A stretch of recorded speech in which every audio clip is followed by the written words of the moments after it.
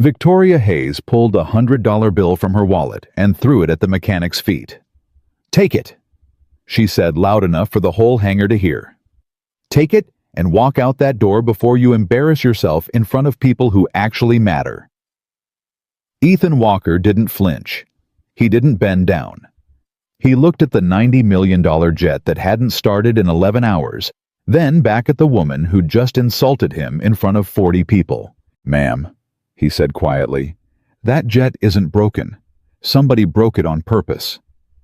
The hangar went dead silent, because not one person in that room, not Victoria, not her engineers, not the investors watching from the mezzanine, had any idea that the tired man they were all laughing at was about to expose the biggest betrayal of Victoria Hayes' entire life. Before we go any further, do me a favor. Drop a comment and tell me what city you're watching from so I can see how far this story has traveled tonight. And if you believe a man's worth was never meant to be measured by the grease on his hands or the clothes on his back, hit that subscribe button and stay with me all the way to the end. Because what this single father is about to uncover will bring a billion-dollar company to its knees. Now, let's begin. The clock on the hangar wall read 4:47 in the morning, and Victoria Hayes had not slept. She stood at the center of the maintenance floor in a charcoal suit that cost more than most of the men around her earned in a month, and she stared at the aircraft that was ruining her. "Somebody tell me it's fixed," she said. "Somebody in this building tell me the Meridian is going to start." Nobody answered. That was the problem. For 11 hours, nobody had been able to answer that question, and Victoria Hayes was not a woman accustomed to silence when she asked for something. "Daniel," she said. "Daniel, where is he? Get him out here." A tall man in a spotless engineering coat crossed the floor toward her.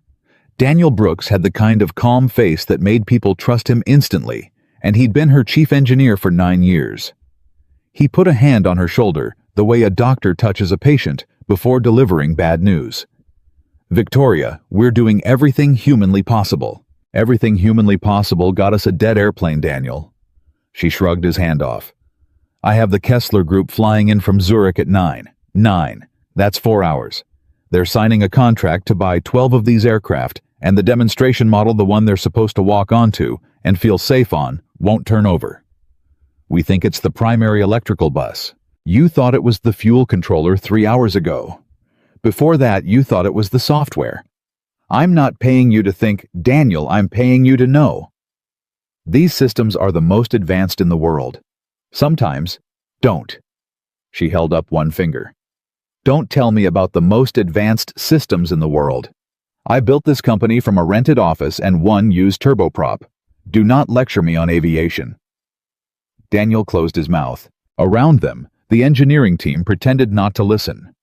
12 of the best-paid aerospace engineers in North America, and every one of them was suddenly very interested in their own clipboards. Victoria noticed. She noticed everything. "Where's Marcus?" she said. "Marcus signed off on this aircraft's readiness Tuesday. I want Marcus." "Marcus went home at midnight," Daniel said. "Family emergency." "Convenient." Victoria pressed 2 fingers against her temple. She could feel the headache building behind her eyes, the specific pain that came from too much coffee and not enough good news. 11 hours, $100 million in R&D, the best team money can buy. And I've got an airplane that won't do what my daughter's toy helicopter does. She looked up at the mezzanine. Behind the glass, 3 of her board members watched, arms folded, saying nothing. That was worse than yelling. When the board went quiet, the board was already making phone calls. "Everybody keep working," she said. "Nobody sleeps until it starts." It was in that exact moment, as she turned back toward the aircraft, that she saw him for the first time. A man near the tool cage, older than the engineers, mid-40s maybe, in a jacket that had been washed so many times the color had given up. He had a worn canvas bag over one shoulder, and grease worked so deep into his knuckles that no soap would ever fully take it out.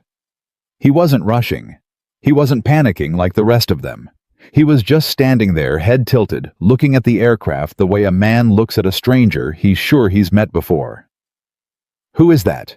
Victoria said. Daniel followed her gaze. Contract maintenance, night shift. He's nobody, Victoria. He cleans up after the real crew. Then why is he staring at my airplane like he owns it? Ethan Walker had in fact been staring at the Meridian for almost 20 minutes. He'd been mopping the wash bay when the noise from the main floor died down, and something about that silence pulled him out to look. Now he stood at the edge of the pool of light, and he was doing the thing he always did, the thing that had gotten him in trouble his whole life. He was listening. Not to the people, to the aircraft. There was a hum coming off the auxiliary power unit that shouldn't be there. A faint, uneven electrical whine, like a note played just slightly out of tune. Everyone else in the building was chasing the loud, obvious problem.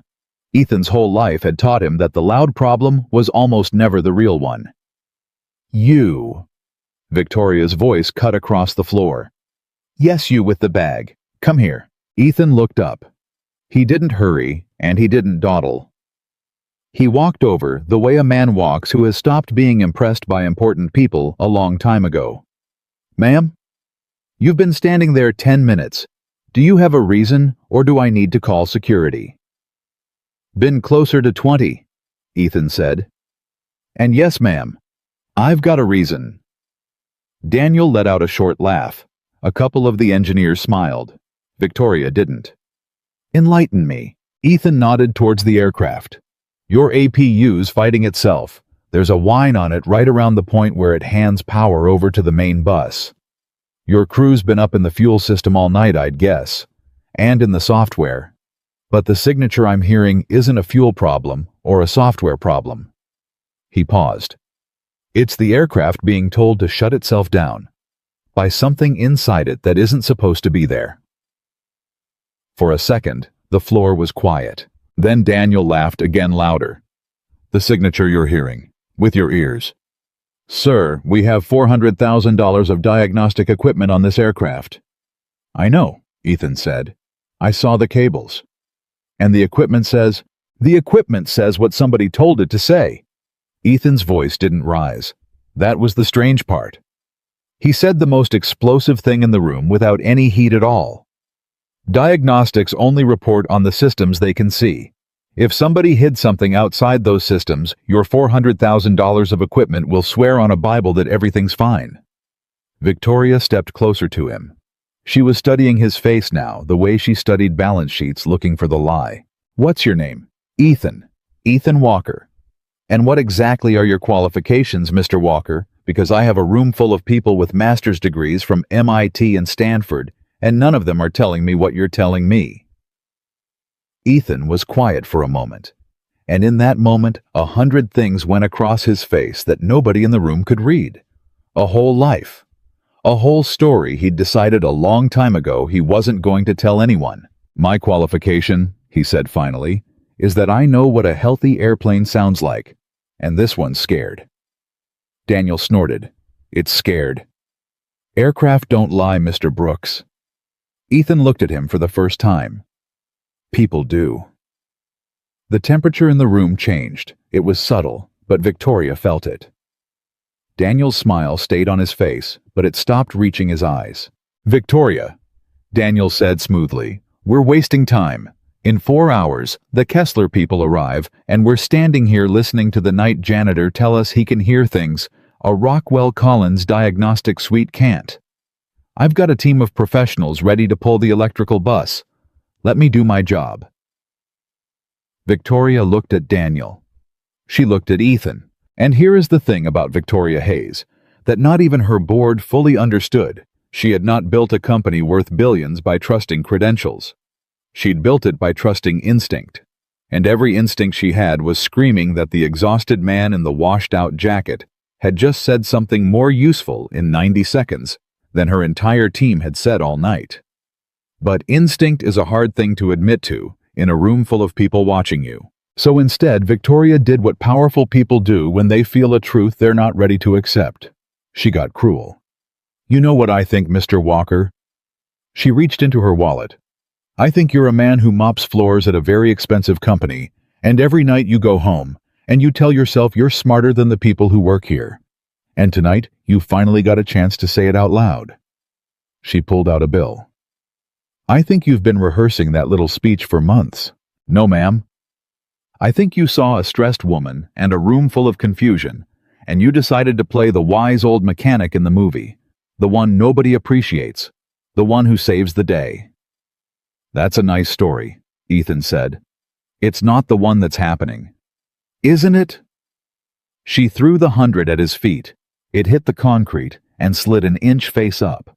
The whole hangar watched it. Take it, Victoria said. Take the $100 and take the win. Go home tonight and tell whoever's waiting up for you that you told off the billionaire. That's the story you want, isn't it? So take it. That's what people like you get to have. A story. Fixing $100 million aircraft isn't for people like you, Mr. Walker. It never was. Somewhere behind her, an engineer laughed, then another. The sound spread through the hangar the way it does when frightened people are grateful for permission to feel superior about something. Ethan looked at the money on the floor. And for a long moment, everyone waited for the thing that always happens next.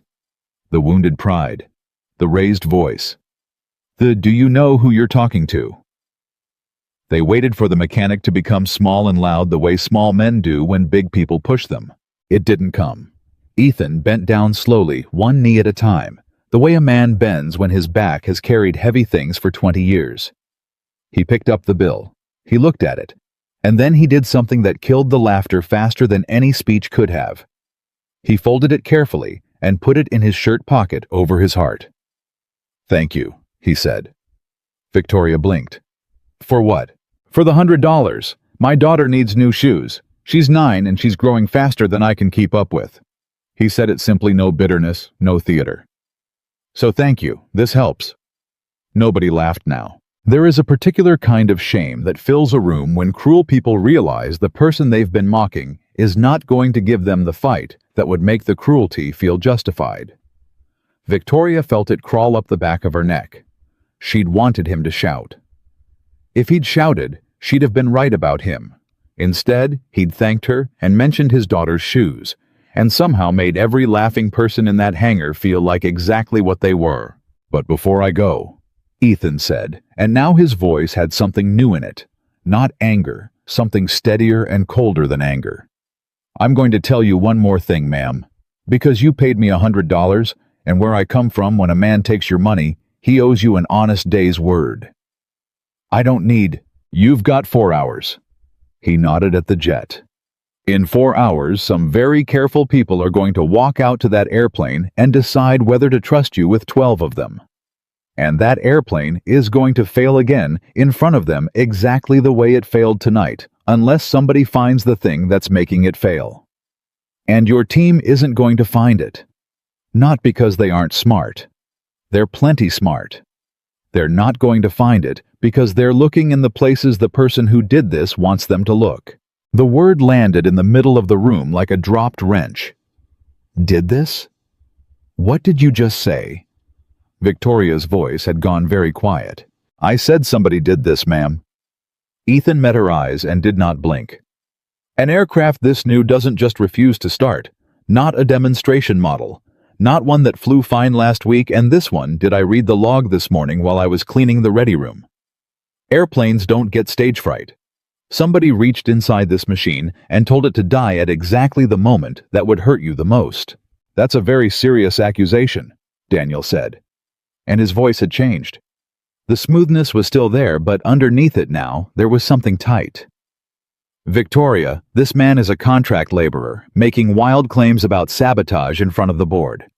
Do you understand what happens if that word gets back to Kessler sabotage? The deal is dead the second they hear it. Then don't let them hear it, Ethan said. Let me look. Absolutely not. Daniel. Victoria didn't take her eyes off Ethan. Why are you so certain he's wrong? The question hung there. It was such a simple question, and it changed the whole shape of the room. Because it wasn't, why do you think you're right? It was, why are you so certain he's wrong? And Daniel Brooks, chief engineer, 9 years of loyal service, hesitated for exactly 1 second too long before he answered. Because I've spent my life in these aircraft, he said, and he spent his life with a mop. I've spent my life, Ethan said quietly. closer to these aircraft than you'd believe, Mr. Brooks. Something passed between the two men. A flicker. It was gone before anyone could name it, but Victoria caught it, and she filed it away, the way she filed away everything. She looked at the clock. 4:58. She looked at the mezzanine where the board watched behind their glass. She looked at the dead silent aircraft that in 3 hours and change would either save her company or end it. And she made a decision that everyone in that hangar would remember for the rest of their lives. Mr. Walker. She squared her shoulders. You've got 2 hours. If you can find what you say is there, you find it. If you can't, if this is a story like I think it is, then you walk out that door and you never set foot in this building again, and you take that $100 as the most expensive lesson of your life. Do we have a deal? Daniel stepped forward. Victoria, you cannot be serious. I'm always serious, Daniel. That's why I own the building. She kept her eyes on Ethan. Do we have a deal, Mr. Walker? Ethan looked at her for a long moment. Then he looked at the aircraft, and something in his tired face eased the way a man's face eases when he's finally been handed the one thing he actually wanted. We have a deal, he said. But I've got one condition. You're not exactly in a position to make him. Ethan pointed at Daniel. He doesn't touch the aircraft while I'm working. He doesn't go near the tool cage. He doesn't so much as breathe on my bag. He stands right here where everybody can see him, and he watches me work same as everybody else. The hangar went still. That's an outrageous... Daniel started. Why? Victoria said. And there it was again, the same simple word turned into a knife. Why is that outrageous, Daniel? If the man's a fraud, standing here for 2 hours cost you nothing. You get to watch him fail, so why does the condition bother you?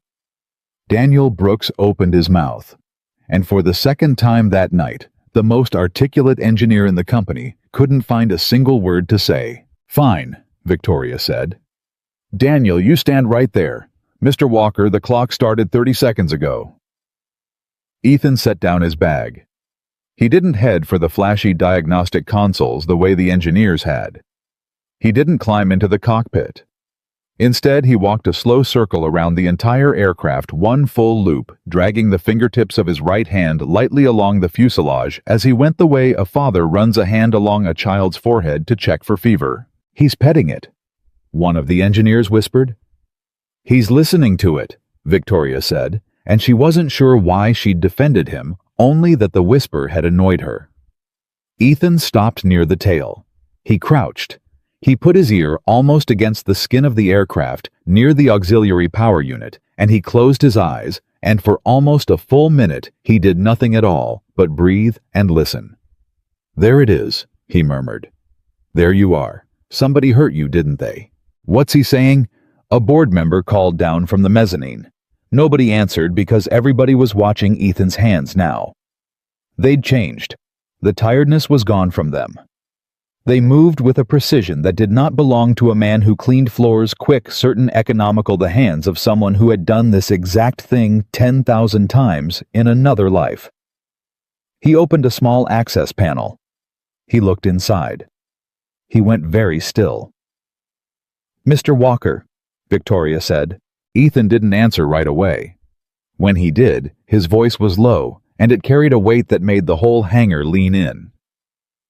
Ma'am, I need you to come look at this. Just you. And I need you to keep your face calm while you do it, because there are people in this room who should not know what you're about to see. Victoria walked over. She was CEO of an aerospace company. She'd learned long ago to keep her face still. She crouched beside him. She looked where his finger pointed into the guts of the $90 million aircraft. And she saw it. A small device, no bigger than a deck of cards, wired directly into a junction that had nothing to do with the systems her team had spent all night tearing apart. It was clean. It was deliberate.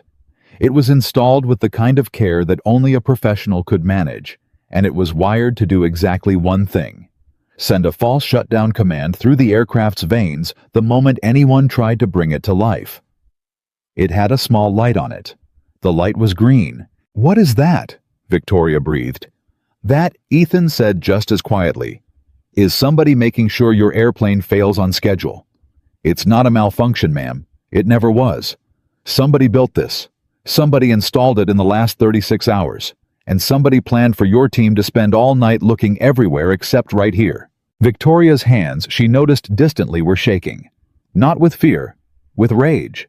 The specific white-hot rage of a person who has just learned that the crisis destroying them was not an accident, but a decision one made by someone who walked their halls and shook their hand and drew a salary from their name.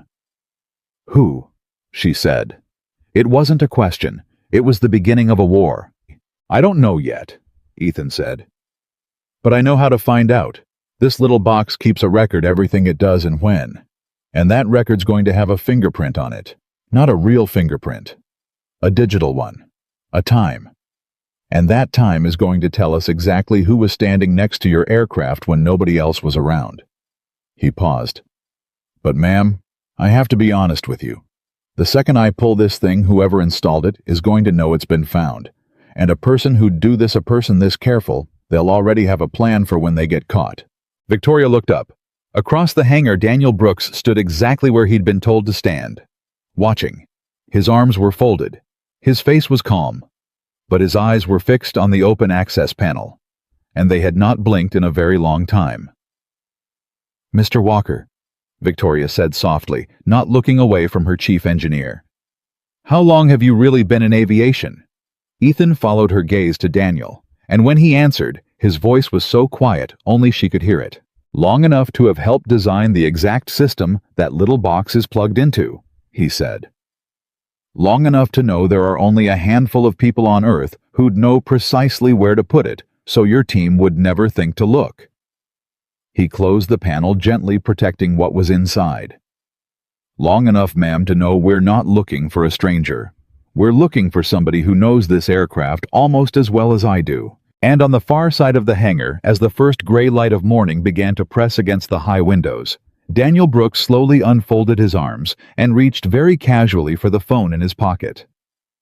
The phone never made it to Daniel's ear. Daniel. Victoria's voice cut clean across the hangar, calm as still water, and that calm was more frightening than any scream. Put the phone away. Daniel's hand froze halfway to his face. I'm just checking the time, the Kessler flight. There's a clock on the wall the size of a dinner plate. Put it away. For one heartbeat, nobody moved. Then Daniel smiled the smooth smile again and slid the phone back into his coat pocket, and the whole room breathed because they didn't know what they had just watched. But Ethan knew, and Victoria knew, and Daniel knew that they knew, and that was the exact moment the war stopped being cold. Ethan stood up slowly, keeping his body between Daniel and the open access panel, and he spoke without turning his head.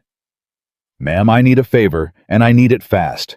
I need everybody who isn't standing on this floor right now to go get coffee. The junior guys. The board can stay behind their glass. That's fine, they can't reach the aircraft from up there. But I need this floor cleared down to the people I can watch. Why? Because the person who built that little box isn't going to sit here and let me take it apart, Ethan said. Not with what's inside it. Right now, they're doing math in their head. They're figuring out how much I've seen and how much time they've got. And a person doing that kind of math is dangerous, and I'd like fewer bodies on the floor when they decide what to do about it. Victoria didn't hesitate. Everyone not directly on the maintenance team off the floor. Now. Break room. Wilson, that means you too. Go. There was grumbling. There was shuffling, but they went, because when Victoria Hayes said now in that particular voice, people had learned across 9 years to move their feet. Within 90 seconds, the floor had thinned from 40 people to 11. Ethan counted them the way a man counts exits. Better, he said. Now what? Now I take pictures. He pulled a cheap phone out of his canvas bag, the kind you buy at a gas station cracked at the corner, and he crouched back down at the panel. Before I touch anything, I document everything. Where it sits, how it's wired, which junction it's spliced into. Because, ma'am, I promise you, when this goes where it's going to go, and it's going to go somewhere with lawyers in it, the first thing they'll say is that I planted it. So I want 100 pictures with timestamps before my fingers ever touch that box. That was when it truly hit Victoria all at once in the gut. Not the sabotage. The other thing. You said lawyers. I did. You think this ends in a courtroom? Ethan looked up at her. Ma'am, somebody just tried to blow up a $2 billion deal by making your flagship aircraft fail in front of your buyers. That's not an angry employee keying your car. That's a person who wanted to destroy this company, or wanted to buy it cheap after the stock cratered, or wanted your job, or all three. This doesn't end with a firing. It ends with the FBI. I just want you standing on the right side of it when it does. Victoria felt the floor tilt under her, and it had nothing to do with the concrete. 6:02 in the morning.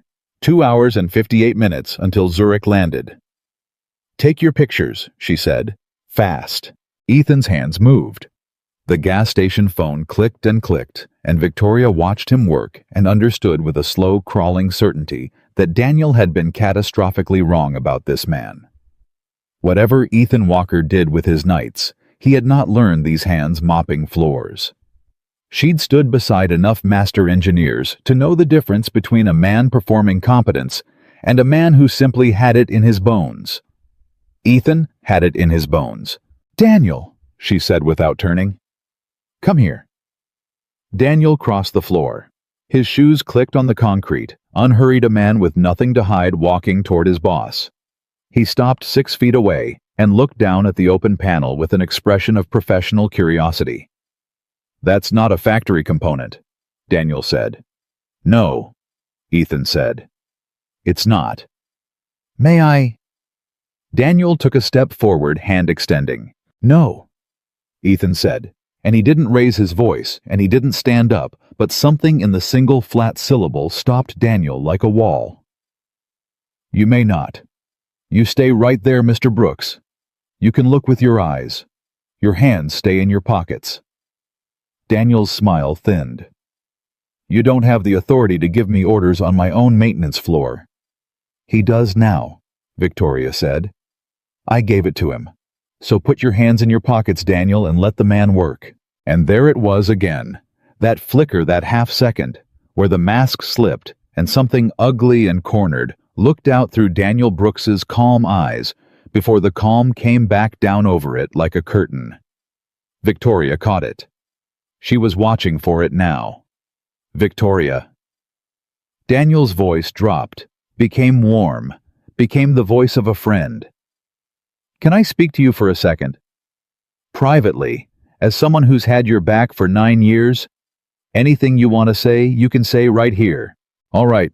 He glanced at Ethan, then back at her, and lowered his voice anyway, though everyone could hear him. You're exhausted. You've been up all night. And I understand why a man walking in here and telling you it's sabotage feels better than the truth, which is that a very complicated aircraft has a very complicated failure. But think about what you're doing. You've handed a random contract mechanic the run of a $100 million prototype in front of the board 3 hours before the most important signing of your life. If this goes wrong, if he damages that aircraft, if he pulls the wrong wire, you won't have a failed demonstration. You'll have a wreck. And it'll be because you trusted a stranger over the team that's bled for you for a decade. It was, Victoria had to admit, a very good speech. Reasonable, loyal, frightened for her in exactly the way a friend should be frightened. 6 months ago, it would have worked. That's a good point, Daniel, she said. Here's mine. 30 seconds ago, that man told you to keep your hands in your pockets, and your first reaction wasn't fear that he'd damage the aircraft. It was fear that he wouldn't let you touch it. Why would a chief engineer who wants this fixed more than anyone be desperate to get his hands on a device he's never seen before? The silence that followed had a texture to it. You could have leaned against it. That is an insane thing to say to me, Daniel said quietly. Is it 6:09? The green light on the little box blinked steady as a pulse. Got it, Ethan said. He sat back on his heels, phone full of photographs, and let out a breath. Okay.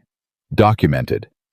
Now I'm going to tell you all what this thing is in plain words, because I think everybody standing here has earned plain words." He looked around at the ring of faces, the exhausted engineers, the CEO, the chief engineer, with his hands now jammed into his coat pockets. "This is a signal injector. Somebody built it to splice into the aircraft's internal data lines and wait. And when the start sequence runs, it wakes up and it sends one message down the wire over and over. It tells the aircraft that a critical safety fault has occurred. So the aircraft, being a good, smart, safe machine, does exactly what it's built to do. It refuses to start, because it thinks it's protecting the people inside it." "My God," one of the engineers whispered. "It gets worse," Ethan said. "This little box is careful. It only fires during a start attempt. The rest of the time it goes dark and quiet and it wipes its own tracks. That's why your diagnostics came back clean between attempts. You'd run the test, it'd pass, you'd try to start, it'd fail, over and over, all night." He looked at the ring of engineers with something that was almost gentleness. "You weren't crazy. You weren't incompetent. You were being played, every single one of you, by somebody who knew exactly how each of you would think and set a trap for it." Victoria watched the faces of her engineers change as the meaning landed. All night they'd been made to feel stupid, made to doubt themselves, made to fail in front of their boss and the board. And now a stranger in a washed-out jacket had just handed them back their dignity in a single sentence: "You weren't crazy," and one of the younger ones, a kid maybe 26, actually put a hand over his mouth. "Who would know all that?" the kid said. "Who would know how each of us thinks?" "Somebody who works with you," Ethan said. "Every day." He let that sit. 6:14. "I want it off my aircraft," Victoria said. "Now. I can do that," Ethan said. "But ma'am, I want to say one more time, the second I pull it, the game changes. Right now, whoever did this thinks maybe they've still got a chance. Maybe I don't understand what I'm looking at. Maybe I'll pull the wrong thing and make it worse. The moment I get it clean, and it's in my hand, that hope's gone. And a cornered person does the thing they've been holding in reserve." He looked at Victoria very steadily. "So before I pull it, I need you to decide something. When I take this box out, and whoever did this makes their move, are you going to stand behind me? Because I'm about to become the most dangerous person in this building to somebody, and I've got a 9-year-old at home who needs at least one parent." The word parent hit Victoria somewhere she wasn't ready for. "One parent," she repeated. "Her mom passed," Ethan said simply. 4 years ago. It's just us. So when I tell you I need to know, you'll stand behind me. I'm not being dramatic, ma'am. I'm being a father." Victoria looked at this man. This man she had thrown $100 at. This man she had told in front of her whole company that fixing aircraft wasn't for people like him.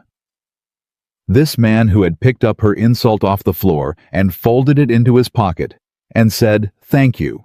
My daughter needs shoes." And she felt something in her chest she hadn't felt in a very long time. Something that had gotten buried under a decade of quarterly targets and board meetings, and being the hardest person in every room. "I'll stand behind you, Mr. Walker," she said. "You have my word, and my word is the only thing in this building I've never once broken." "That's good enough for me." Ethan turned back to the panel. "Everybody take one step back. Not because it's dangerous to you. Because I need room and I need quiet." They stepped back. Even Daniel. Ethan reached in. And that was when Daniel Brooks played his card. "Stop." Daniel's voice was suddenly loud, suddenly urgent, suddenly full of a new energy that hadn't been there a second ago. "Everybody stop. Don't let him touch that. Victoria, think. Think about what you're actually watching. A contract mechanic nobody's ever heard of walks onto the floor at 4 in the morning, walks straight to a hidden sabotage device that a room full of engineers couldn't find all night, and knows exactly what it is and exactly how it works." He turned in a slow circle, addressing the whole floor, the whole board behind the glass. How does a man who mops floors know all that? There's only one way. He knows because he built it. He knows because he installed it. He came in here to plant that device, and when I caught him standing by the aircraft, he improvised. He turned himself into the hero who finds the bomb he planted. It's the oldest trick there is. The floor went dead silent. And Victoria, God help her, felt the doubt move through her like a cold current. Because it was clever. It was so clever. It fit. It explained everything, and she hated that it did. 6:19. That's a good story, too, Ethan said quietly, not turning around, his hand still inside the aircraft. You people sure do love your stories in this building. It's not a story, it's the obvious explanation. Search me, Ethan said. Daniel stopped. What? Search me. Search my bag. Search my truck in the lot. Ethan stood up slowly and turned to face the room, and he spread his arms out from his sides. You think I brought that device in here? Then I had to have carried it. I had to have carried tools to install it. Wire strippers, a splicing kit, the works. That's not something you do with your bare hands in the dark. So, search me. Search everything I own that's inside this fence. Right now, in front of the board, in front of everybody.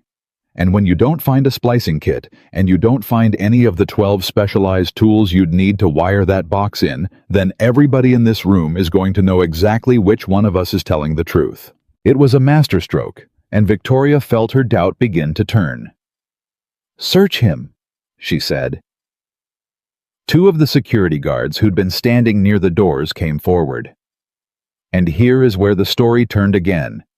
Because Victoria was watching Daniel's face when she gave the order, and Daniel Brooks did not look relieved. A man who has just accused someone of a crime should look pleased when the search begins. Daniel looked for one flickering instant afraid. The guards went through Ethan's canvas bag. They laid the contents out on a rolling cart, one item at a time, and everyone leaned in to look. And it was the most ordinary collection of a working man's tools you could imagine.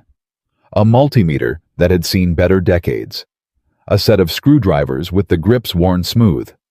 A flashlight held together with electrical tape. A granola bar. A photograph creased soft of a little girl with a gap in her front teeth holding up a fish almost as big as she was. Ethan's jaw tightened when the guard picked up the photo, but he said nothing. No splicing kit, no wire strippers, no specialized tools. Truck, Ethan said. Keep going. They radioed the lot. They searched his truck. 626, 631, 634. The radio crackled back. Nothing. A booster seat, a spare tire, a case of bottled water. A stack of overdue library books about airplanes with a 9-year-old's name written inside the covers in careful pencil. No tools capable of installing the device that was still blinking green inside Victoria's aircraft. Well, Ethan said into the silence, that's me searched. He looked at Daniel. You want to make it fair, Mr. Brooks? You want to volunteer for the same treatment? Your bag, your office, your car. This is absurd, Daniel said. I'm the chief engineer.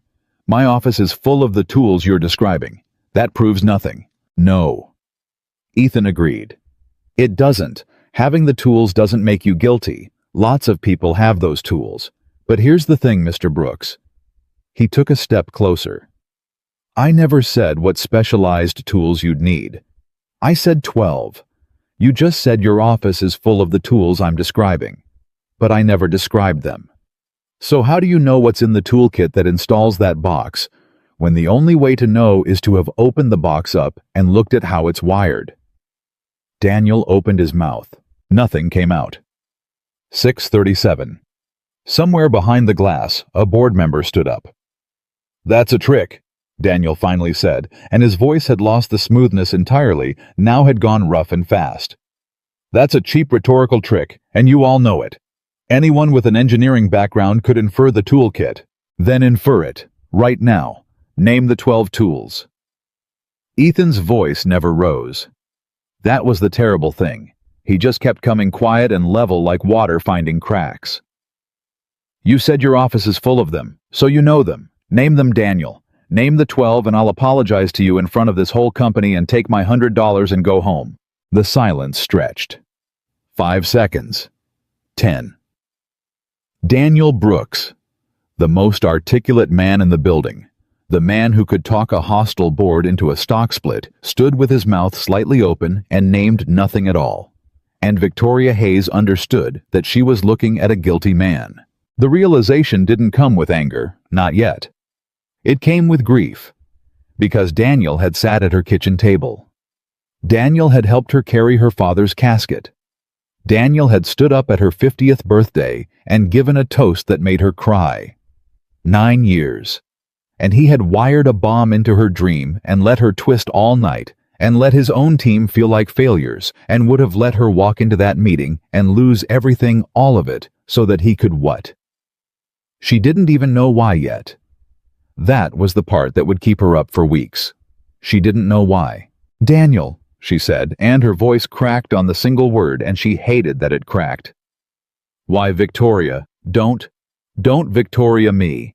I've heard you say my name 10,000 times, and I want you to know that I will never again in my life be able to hear it without hearing this moment." She was shaking. "Why? You have this completely wrong. Then explain it right." She spread her hands. "You've got the floor. Everyone's listening. Explain to me how a stranger knew there was a device in my aircraft that your entire team missed. Explain to me why you begged to touch it. Explain to me why you knew what tools it took to install. Explain it. Daniel and I will fall on my knees and thank God I was wrong. Please, please be able to explain it." And Daniel Brooks looked at her, and Victoria watched the exact moment he decided not to try.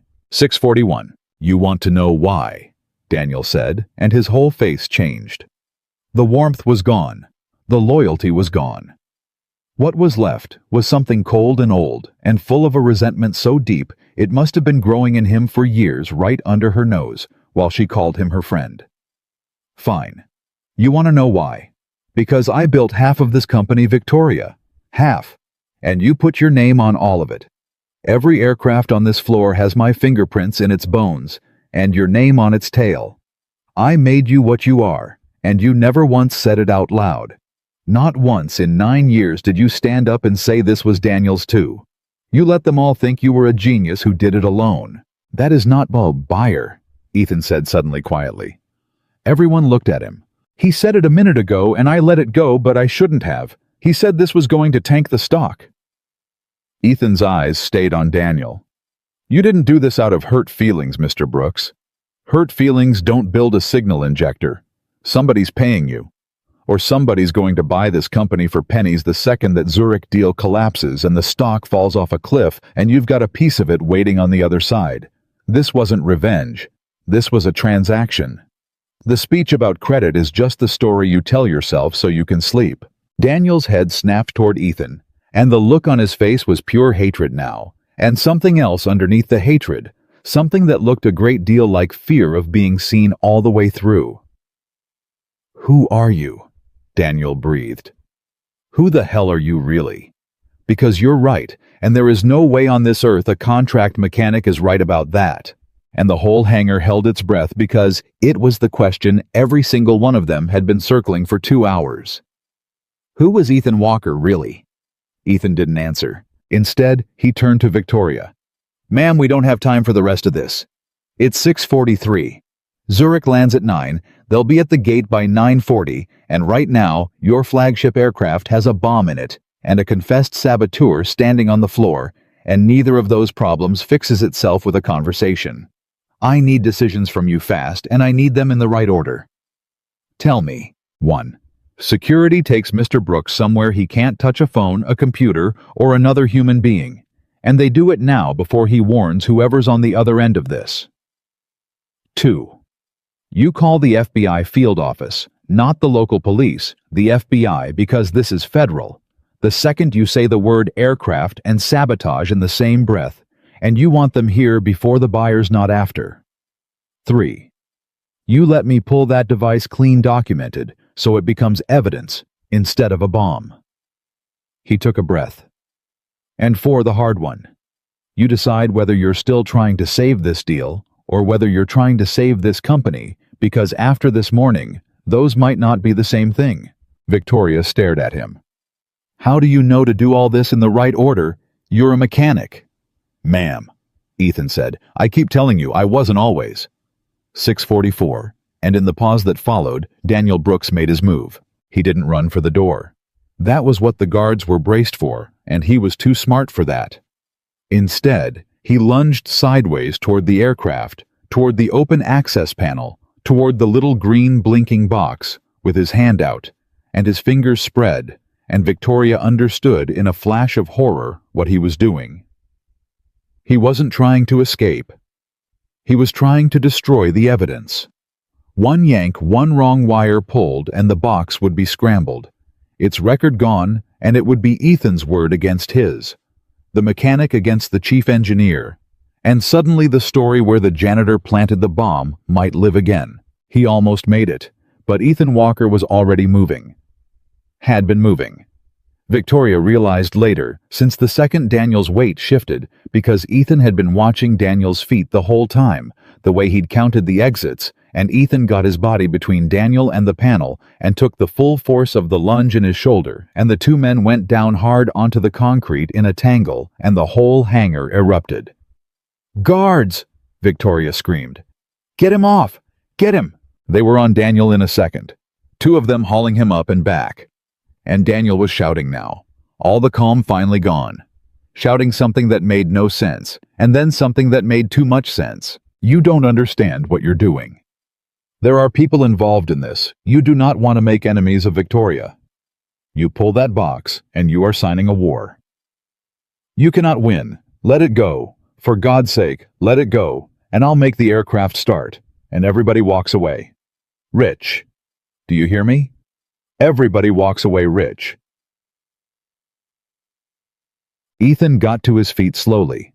One hand pressed to his shoulder where it had hit the floor, and he looked down at the man being dragged backward across the concrete. And for the first time all morning, there was something on his face that wasn't calm. It was sorrow. "There it is," Ethan said quietly. "There's the confession, in front of the board, in front of everybody." He looked up at the glass mezzanine, where 4 board members now stood pressed against the window, having heard every word. "You all got that. He just offered to make it start. A man can only offer to fix what he broke." 6:47. "Get him out of here," Victoria said. Her voice had gone to iron. "Separate room. No phone. 2 guards on him at all times. And somebody get me the FBI field office in Seattle on the line right now." They dragged Daniel toward the offices, and he was still shouting as they went, still promising, still threatening, and his voice got smaller and smaller down the corridor until a door closed on it, and the hangar was at last quiet. Victoria stood in the middle of her maintenance floor, in her charcoal suit, surrounded by the wreckage of everything she'd trusted, and she found that her hands would not stop shaking. "Ma'am." Ethan's voice gentle now. "You did good. That was hard, and you did it fast, and you did it right. Not everybody can turn on somebody they love in real time. Most people freeze. You didn't freeze. You? I threw $100 at you," Victoria said. She didn't know why that was the thing that came out, but it came out of her like something dislodged. "2 hours ago, I threw money at your feet and told my whole company you weren't good enough to touch my airplane. And you're the only person in this building who didn't lie to me. The only one." She looked at him, and her eyes were bright. "I don't even know how to hold both of those things at once." "You don't have to hold them right now," Ethan said. "Right now you've got a flight from Zurich in the air and a box to pull. You can hate yourself on a full schedule later. Trust me, I'm an expert at it." And despite everything, despite all of it, Victoria Hayes laughed one short broken laugh that was half a sob and wiped her eyes with the back of her wrist like a kid. "Pull the box, Mr. Walker." Ethan knelt back down at the panel, but Victoria's mind was already circling the thing that wouldn't leave her alone. The thing Daniel had shouted, the thing that had turned her blood cold. "There are people involved in this. You do not want to make enemies of. Not a person. People. This was bigger than one bitter engineer. Somebody had funded him. Somebody was waiting for that stock to fall. And that somebody was right now expecting a phone call that said the aircraft had died, and the deal was dead, and it was time to move. "Ethan," she said slowly. "He was going to call someone. When I stopped him with the phone, he wasn't checking the time." No, Ethan said, working carefully at the wiring, not looking up. He was reporting in, sending the all clear. Aircraft's dead deal's dead, come and get it. Which means whoever's on the other end is expecting good news. And when it doesn't come, they'll know something went wrong. Ethan's hands paused.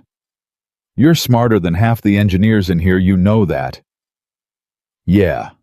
When Daniel goes silent, they'll know. And the smart move for them is to move fast before you can react. They'll try to reach him. And when they can't reach him either, they'll assume the worst, and they'll do damage control on their end.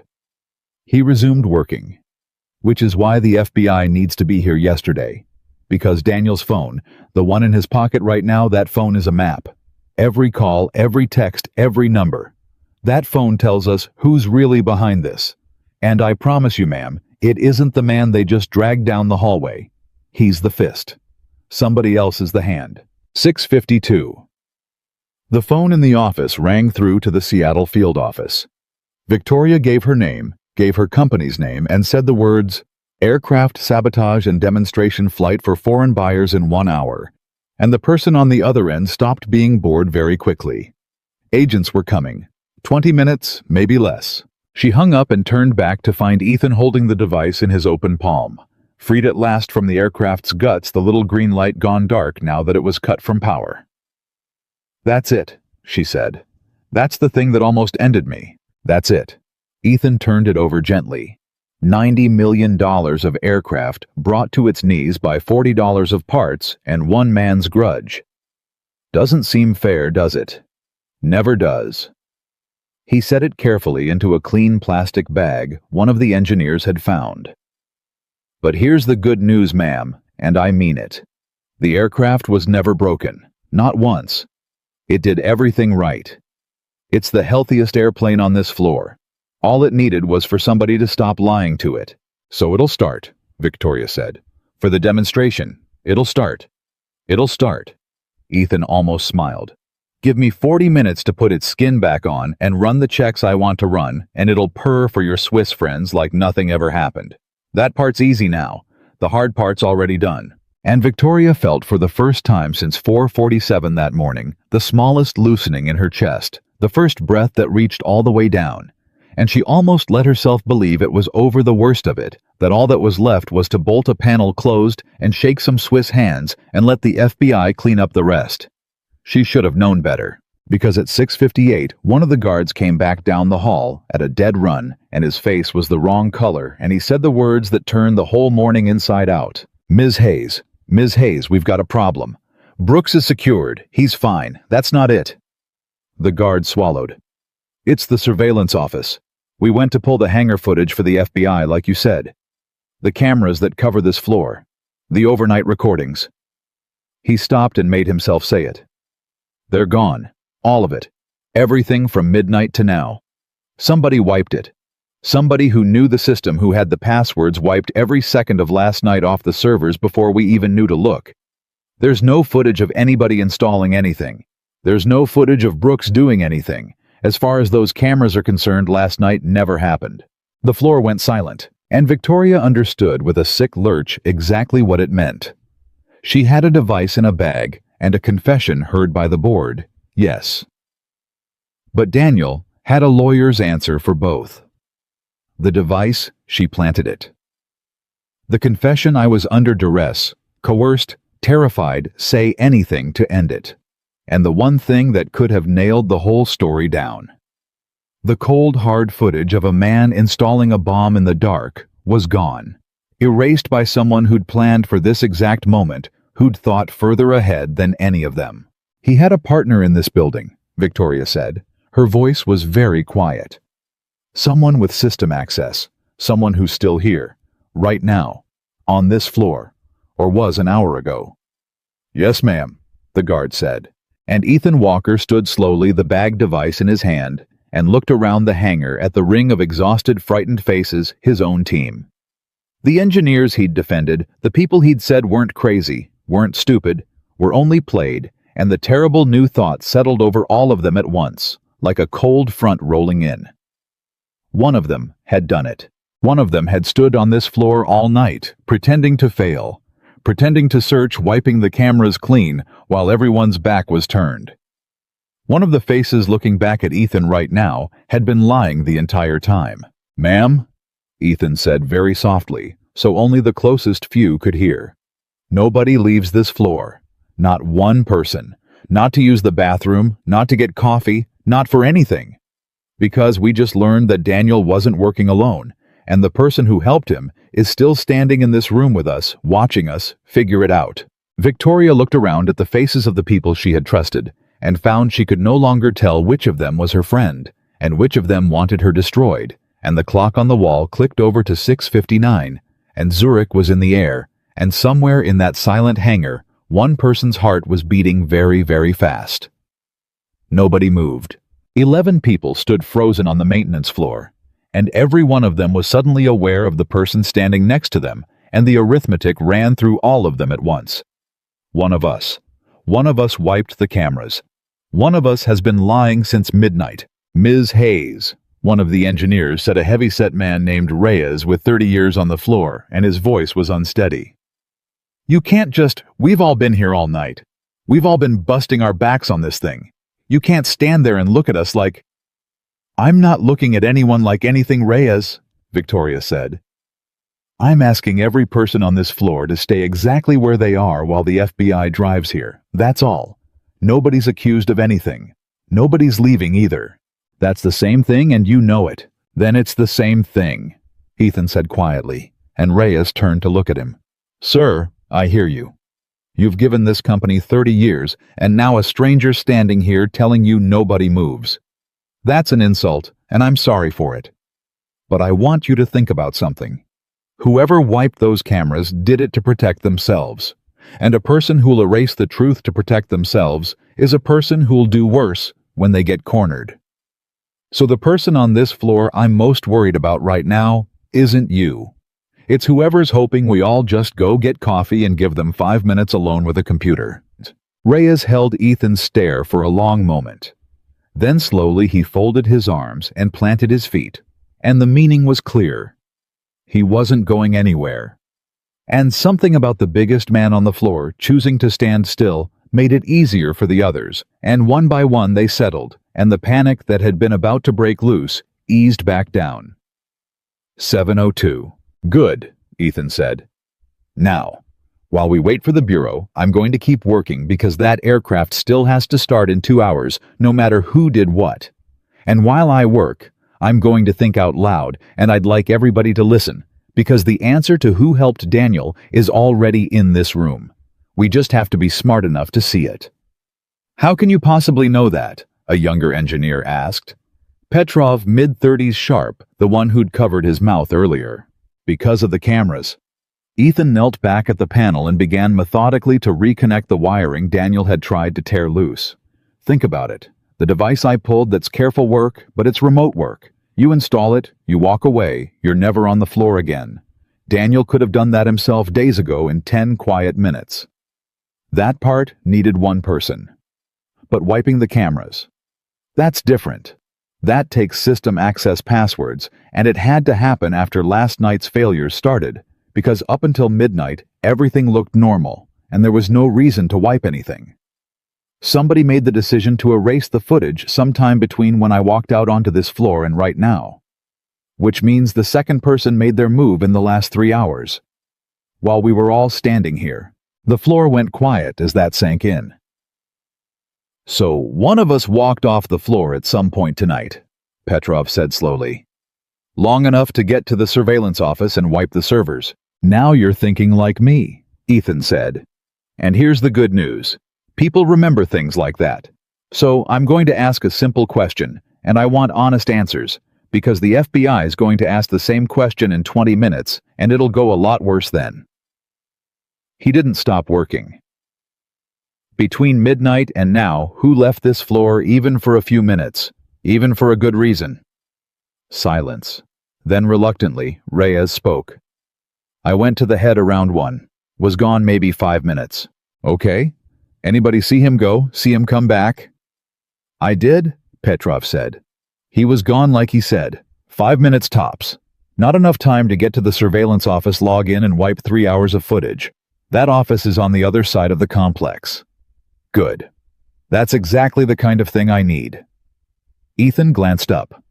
Anybody else? A ripple went through the group as people searched their memories, and then a woman near the back, an avionics tech named Cho, said, "Marcus." But Marcus left at midnight. Family emergency. He was gone before all this started. And Ethan's hands went still on the wiring. 7:06. "Say that again," Ethan said. "Marcus Deal. Senior Systems Integration. He signed off on the aircraft's readiness Tuesday, and then tonight around midnight, he got a call and left. Family emergency, Daniel said." Daniel said. Ethan turned around fully now. "Not Marcus. Daniel told you Marcus had a family emergency. Did anyone here actually talk to Marcus? Did anyone see him take a call? Or did the news that Marcus was gone come from exactly one mouth in this building?" Nobody answered, and the not answering was its own answer. Victoria felt the ground shift under her again. "Daniel told me that too," she said slowly. "When I asked where Marcus was. Right at the start. I said Marcus signed off on this aircraft. I want Marcus, and Daniel said Marcus went home family emergency. I never questioned it. Why would I question it? Daniel had no reason to." She stopped. Daniel had every reason to. "Marcus signed the readiness certificate," Ethan said. "Marcus does systems integration, which means Marcus is exactly the kind of person who'd have the passwords to the surveillance servers, because those cameras run through the same network backbone he'd manage. And Marcus conveniently vanished at midnight, right before the sabotage went live, on the word of the one man we now know is guilty." He set down his tools entirely. "Ma'am, I don't think Marcus had a family emergency. I think Marcus is either running, or Marcus is in trouble, or Marcus is the second man, and Daniel gave him a cover story, so nobody would go looking for him tonight. Or," Petrov said quietly, and the word dropped into the room like a stone. "Marcus wiped the cameras before he left, at midnight, and the family emergency is the story that explains why he's not here to answer for it." Ethan pointed at him. That's the one, because it solves the timing problem. The cameras didn't have to be wiped in the last 3 hours if they were set to wipe on a timer, or wiped, and then the system left running clean. Marcus had system access. Marcus could have wiped the overnight recordings and walked out the door at midnight, and the servers would just sit there empty while the rest of us tore our hair out down here. He looked at Victoria. "Which means the second man isn't standing on this floor at all. He left 7 hours ago with a head start, and he's the one holding the passwords, the access logs, and God knows what else. He's the dangerous one. Daniel's just the guy who got caught." 7:10. And Victoria felt the whole shape of the thing change again. Felt it get bigger and colder, because she'd been braced to find a traitor in the room, and instead, the traitor had walked out the front gate while she slept, standing up. "I need Marcus Deal's home address," she said, turning to the group. "I need his phone number. I need to know if he's answering. And I need it before the FBI gets here, because if that man is running, every minute counts. On it." Cho said, already moving toward a terminal, and then she stopped and turned back, and her face had changed. "Ms. Hayes, the terminals. If Marcus had system access and he wiped the cameras, how do we know that's all he wiped? How do we know he didn't leave something behind, a back door, a way back in?" The floor went cold all over again. "She's right," Ethan said grimly. "A man careful enough to build that box and set up a cover story doesn't just erase the past. He protects the future. If Marcus has a way back into your network, then right now, wherever he is, he could be watching us, reading your emails, listening even. And the second he realizes Daniel's blown and the box is out, he'll do the same thing he did to the cameras. He'll start burning everything that points to him." Ethan stood. "Ma'am, you need to lock this network down. Now. Every password, every access point, everything Marcus could have touched. Before he does to your data what he did to your cameras." "I don't have anyone who can do that," Victoria said. "Marcus is who I'd call to do that. He was my systems person. Then you've got a fox guarding the hen house, and the fox just left the state."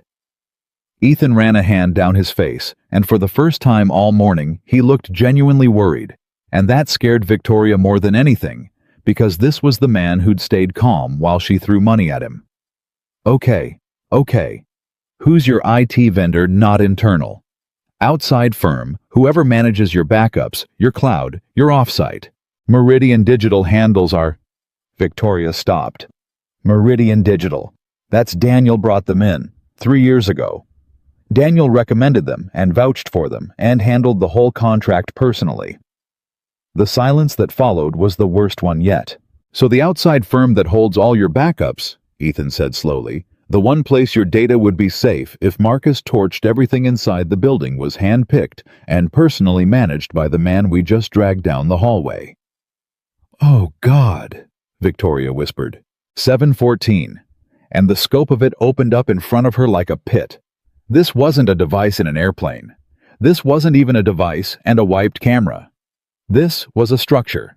This was years of quiet positioning Daniel, bringing in a vendor here, vouching for a hire there, building a machine inside her company, whose only purpose was to be able on the chosen morning to make Meridian Aerospace collapse and leave no fingerprints.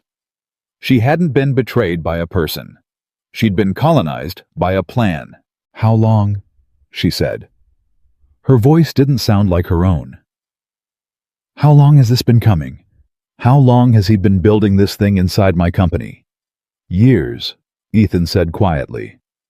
I'm sorry, ma'am, but you already know the answer. 3 years at least, if that vendor's part of it. Maybe longer. This isn't a crime of passion. This is a demolition plan to the minute, and today was the day the charges were set to go off. Victoria put a hand on the aircraft's cold skin to steady herself. She thought about all the mornings she'd walked past Daniel's office and waved. All the times she'd told the board he was the best engineer in the country. All the times she'd trusted his judgment on a hire a vendor, a contract, because Daniel had her back. Daniel had always had her back. And every one of those moments was now something else. Every one of them was a brick in the wall he'd built to bury her. Ma'am. Ethan's voice gentle again, cutting through it. I need you to come back to me. I know what this feels like. But it's 7:15, and I need you here because there's still a version of this morning where you win and it needs you sharp. There's no version where I win, Victoria said dully. The cameras are gone. The backups are compromised. The one man who can testify is a systems expert who's had a 7-hour head start. Daniel's lawyer will say I planted the box and coerced the confession. It's my word and a stranger's word against a decorated chief engineer with no footage, no data, and a vendor that answers to him. Tell me where I win in that. Tell me. And Ethan Walker looked at her for a long moment. Then he said the thing that changed the entire morning. The recorder, he said. Victoria blinked. What? The aircraft's internal maintenance recorder.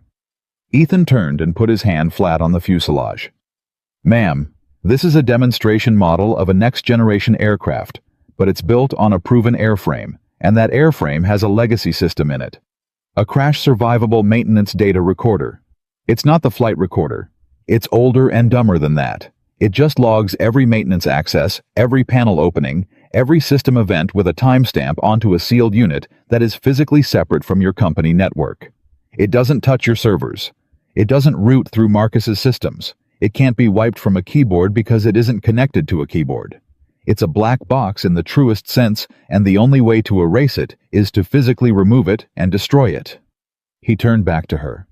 And it's still in the aircraft, because nobody in this building except me remembered it was there. 7:17. And Victoria felt her dead heart start beating again. You're telling me, she said carefully, that this airplane recorded its own sabotage. I'm telling you that if Daniel or Marcus opened that access panel to install the box, the recorder logged it. Date, time, duration. The exact moment somebody was inside this aircraft when nobody was supposed to be.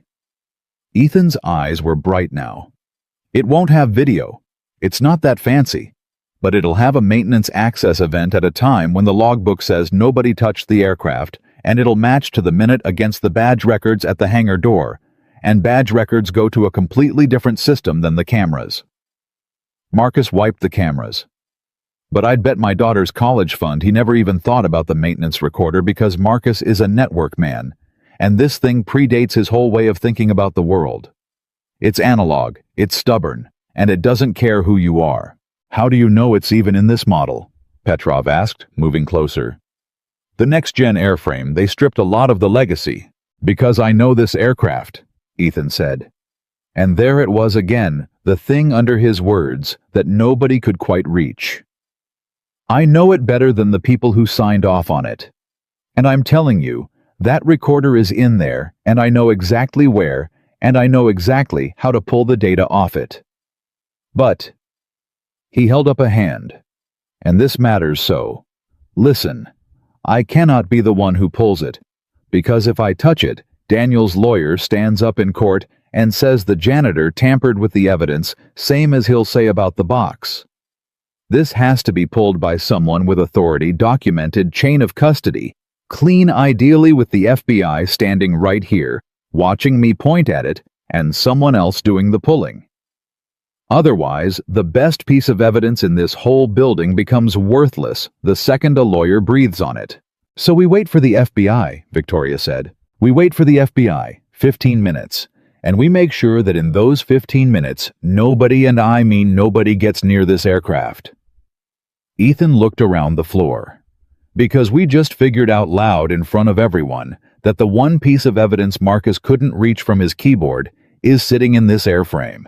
And if Marcus left a partner behind after all, if I'm wrong, and there is still a second person on this floor, then that person just heard exactly what they need to do to save themselves. Destroy the recorder before the FBI arrives. The floor went dead silent, and this time every person on it understood the stakes completely, and they all, without a word, took a step closer to the aircraft, forming a loose ring around it, guarding it, and Victoria felt her throat tighten at the sight at her people. The ones she'd made feel stupid all night, closing ranks around the machine to protect the thing that could save them all.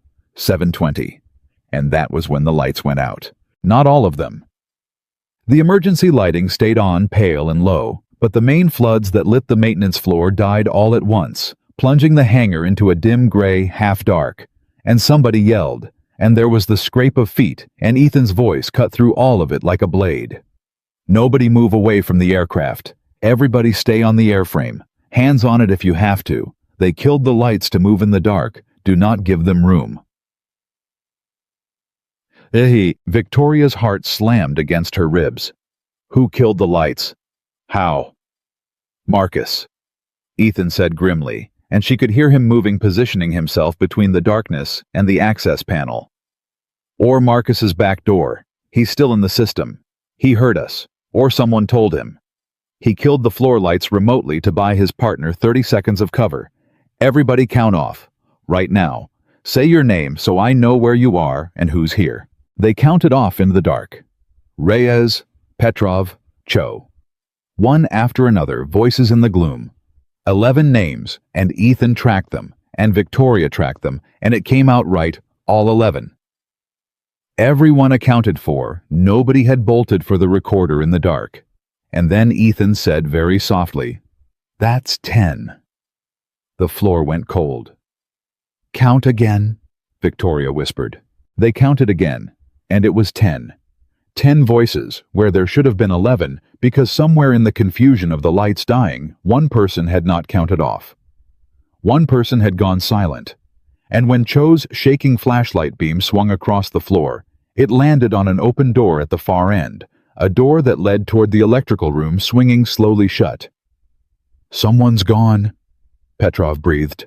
"Someone slipped out when the lights—" "Who?" Victoria's voice cracked. "Who's missing? Who was here that isn't now?" And in the dim emergency light, the 10 of them looked at each other, counting faces. And it was Reyes, big, steady Reyes, who said the name, and his voice was full of disbelief and something close to heartbreak. "It's the kid," he said. "It's the intern, Tyler. Danny's intern. He was standing right here, and now he's—" Reyes turned toward the swinging door. He went out the electrical room door, toward the aircraft's other side. Ethan finished already moving where the recorder access is. He didn't kill the lights to run. He killed the lights to get to the recorder from the far side while we were all looking at each other. He was sprinting now around the nose of the aircraft into the dark. Victoria, get those floods back on any way you can. Reyes, the far access panel, go. 7:23. And everything happened at once. Victoria lunged for the wall panel, found the manual override for the floods, a heavy industrial breaker. Marcus's remote couldn't touch because it was mechanical, and she hauled it down with both hands, and the flood slammed back on blinding white. And in the sudden brutal light, there he was, Tyler, the intern. 22 years old, Daniel's intern. The quiet kid who fetched coffee and took notes and had been standing invisibly at the edge of every meeting for 6 months, so young and so forgettable that not one person had counted him among the suspects, had counted him among the people at all. He was crouched at the far side of the aircraft at the recorder access panel, which was already open, and he had a screwdriver in his hand, and he was reaching into the airframe toward the one piece of evidence that could bury Daniel and Marcus and whoever paid them. "Tyler, stop!" Ethan roared, and it was the first time all morning he'd raised his voice, truly raised it, and it froze the kid for half a second. Half a second was enough. Ethan crossed the last 10 feet and got a hand on Tyler's wrist, the one holding the screwdriver, and pulled it back and away from the aircraft, and the kid cried out and struggled, and Reyes arrived a second later and got both arms around him from behind, and it was over. The screwdriver clattered to the concrete, and Tyler sagged in the big man's grip and started unbelievably to cry. "I didn't want to," Tyler sobbed. "I didn't want to. They made me. You don't understand. They said they'd... I didn't want any of this." "Easy," Ethan said, and the anger drained out of him as fast as it had come, because he was looking at a terrified kid, now, not a mastermind. "Easy, son. You didn't do it. You didn't reach it. Look at me. You didn't touch the recorder. Whatever they've got on you, you're not in as deep as you think you are yet. But you have to stop right now, and you have to tell the truth, because in 10 minutes people with badges are going to walk through that door, and the story you tell them is the only thing standing between you and the next 40 years. 7:25. Tyler hung in Reyes's arms, shaking, and Victoria walked slowly toward him, and she should have been furious, and part of her was, but a bigger part of her was just tired and sad, because he was so young, younger than she'd been when she started the company, and someone had reached into his life and turned him into a weapon. "Tyler," she said quietly, "who made you Daniel?" The kid shook his head, and what he said next stopped Victoria's heart cold. "Not Daniel," Tyler whispered. "Daniel doesn't even know about me. I was never Daniel's. Daniel thinks I'm just his intern." He looked up and his face was wet and gray with terror. Marcus recruited me 8 months ago. Marcus is the one who Daniel built the box, but Daniel's not in charge. Daniel thinks he's running this. He's not. He never was. Marcus let Daniel think it was his idea, his revenge, his plan. But Marcus is the one who set it all up. Marcus is the one taking the money, and Daniel's just... Tyler swallowed. Daniel's just the guy they're going to let take the fall. The floor went utterly silent, and Ethan Walker slowly straightened up and looked at Victoria, and the two of them understood at the same moment that everything they'd figured out in the last hour had been exactly backward. Daniel wasn't the hand behind the fist. Daniel was another fist. The confession they'd wrung out of him, the speech about credit and being overlooked, all of it was real, all of it was true, and all of it was beside the point because Daniel Brooks was a bitter, guilty man who'd been played just as thoroughly as Victoria had set up to be the loud, obvious, satisfying villain that everyone would stop looking after they caught. Marcus wanted Daniel caught. Victoria said slowly, the horror of it unfolding. He wanted us to find the box. He wanted us to catch Daniel confessing. Because as long as we're all celebrating that we caught the saboteur, nobody's chasing the man who actually built this whole thing. And nobody's protecting the recorder, Ethan said. Which is the one thing that has Marcus's access events on it, not just Daniel's. Marcus needed that recorder destroyed, and he needed it destroyed while we were all distracted congratulating ourselves. So he left a kid behind with a screwdriver and a debt he couldn't pay, and he waited. Ethan looked down at Tyler. How were you supposed to signal him when it was done? He's watching somehow. How does he know if it worked? Tyler's eyes flicked involuntarily to the cracked gas station-looking phone in his own shirt pocket. Ethan went very still. "He's on the phone with you right now," Ethan said. "Isn't he? He has been the whole time, listening." And from the phone in the terrified intern's pocket, muffled but unmistakable in the dead silent hangar, a man's calm voice spoke. A voice several of them recognized, a voice that had said good morning to them in the break room 100 times. "Hello, Ethan," Marcus said. "I've been trying to figure out who you are for an hour. A contract mechanic who knows about the legacy recorder, who knows the toolkit, who moved fast enough to catch my kid. You're not a mechanic, so I'll ask you the same question everybody's been asking all morning, and this time I think you'd better answer it." A pause. "Who are you really?" "Because I built this plan for 3 years and I accounted for everyone at Meridian Aerospace, every engineer, every executive, everyone, except you. You're not in any of my files. You don't exist. So tell me before those agents get there and this gets complicated for both of us. Who are you?" And every eye in the hangar turned to Ethan Walker, and the clock on the wall read 7:27. And for the first time all morning, the quiet man with grease on his hands and a folded $100 bill over his heart looked not afraid, but caught, as though the one question he'd spent 4 years running from had finally found him in the last place he'd ever expected to hear it. Ethan looked at the phone in the intern's pocket for a long moment. Then he reached out gently and took it from Tyler's shirt and held it up in front of his own face, and when he spoke, his voice was very calm and very quiet, and it carried across the silent hangar like the tolling of a bell. "My name is Ethan Walker," he said. "And you're right, Marcus. I'm not in your files. You want to know why I'm not in your files?" He paused. "Because your files only go back 3 years. And I left this industry 4 years ago." On the other end of the line, Marcus said nothing. "You built your whole plan on the systems in this aircraft," Ethan went on. "The data lines, the start sequence logic, the safety interlocks that shut the engine down when they get a fault signal. You know those systems cold, Marcus. I'll give you that. You know them well enough to hide a box in them and make a room full of good engineers feel like fools." He turned slowly so the whole hangar could hear him, so his own team could hear him, the people who'd defended that aircraft with their hands in the dark.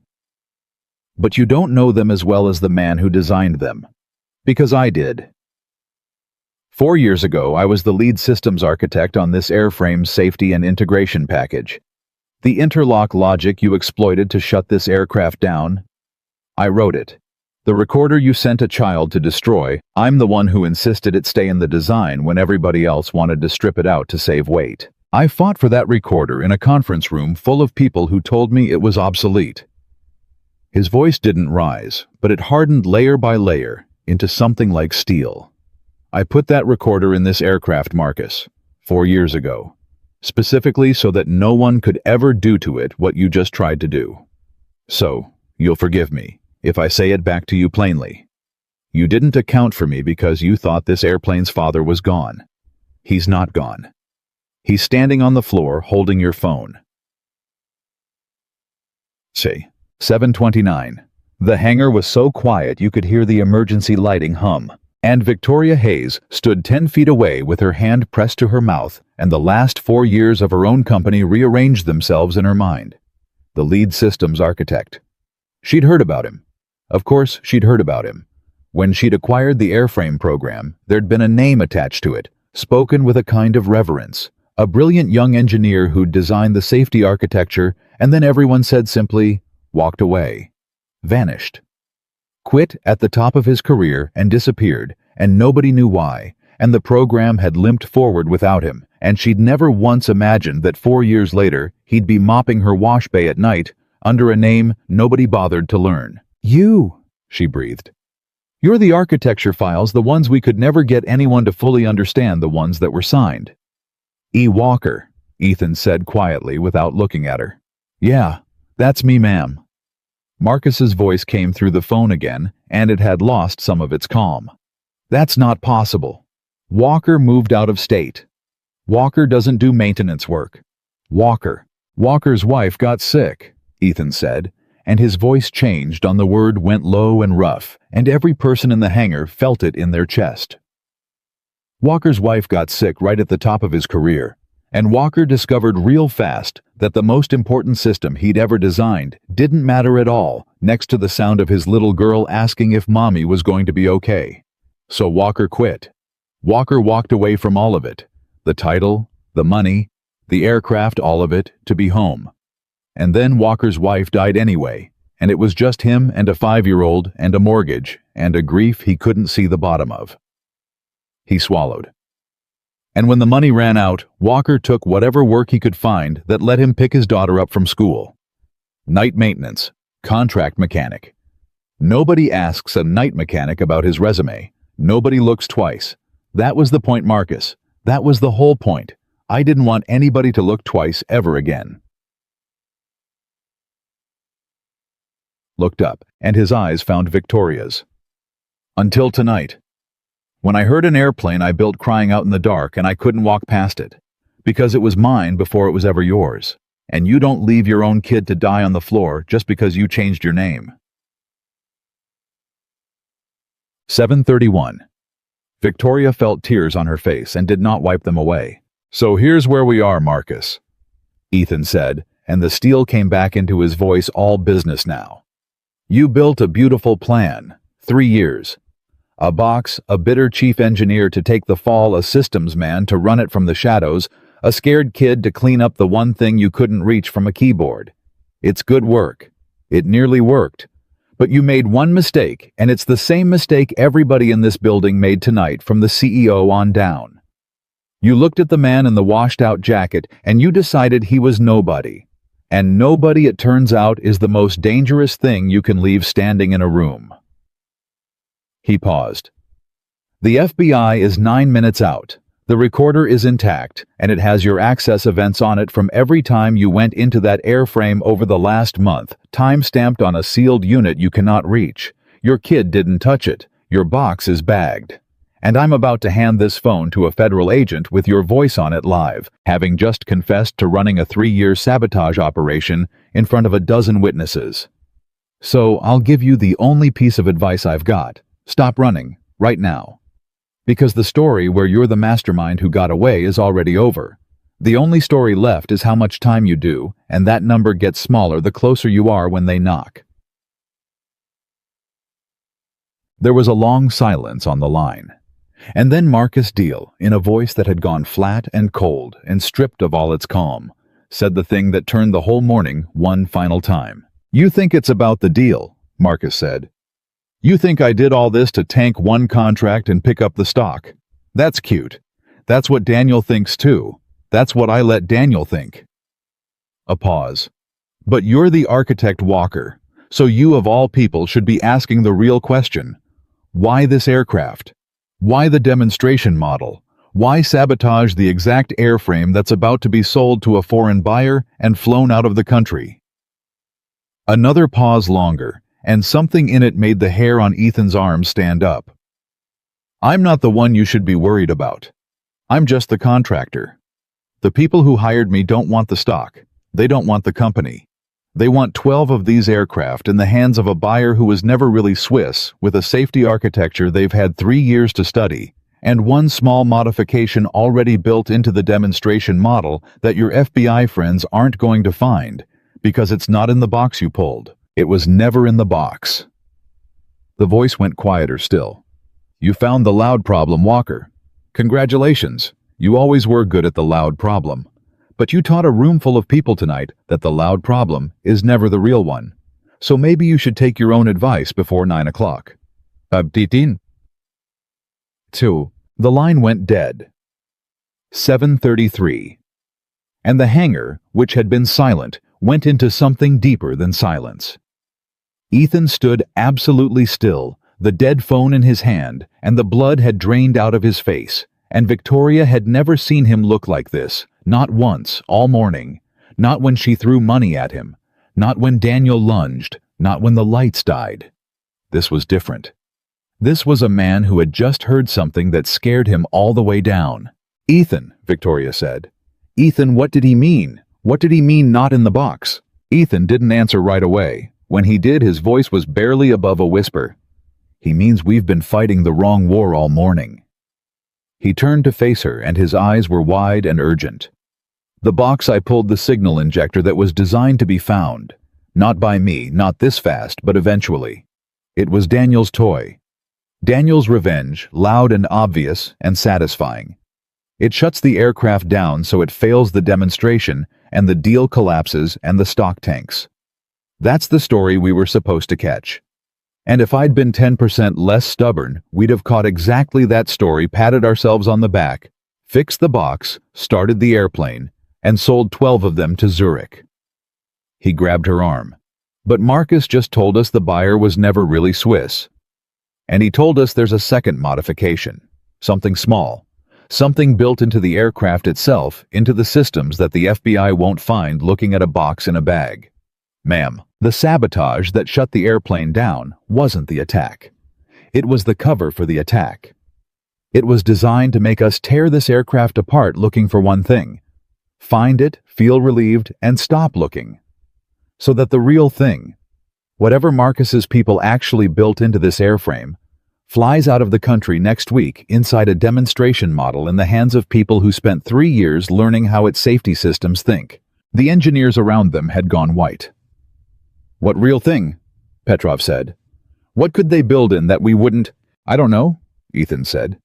But I designed these systems, and I can think of a dozen things you could hide in an airframe this complex that would never show up on a start sequence test, because they'd only wake up in flight or under specific conditions or on a command sent from the ground.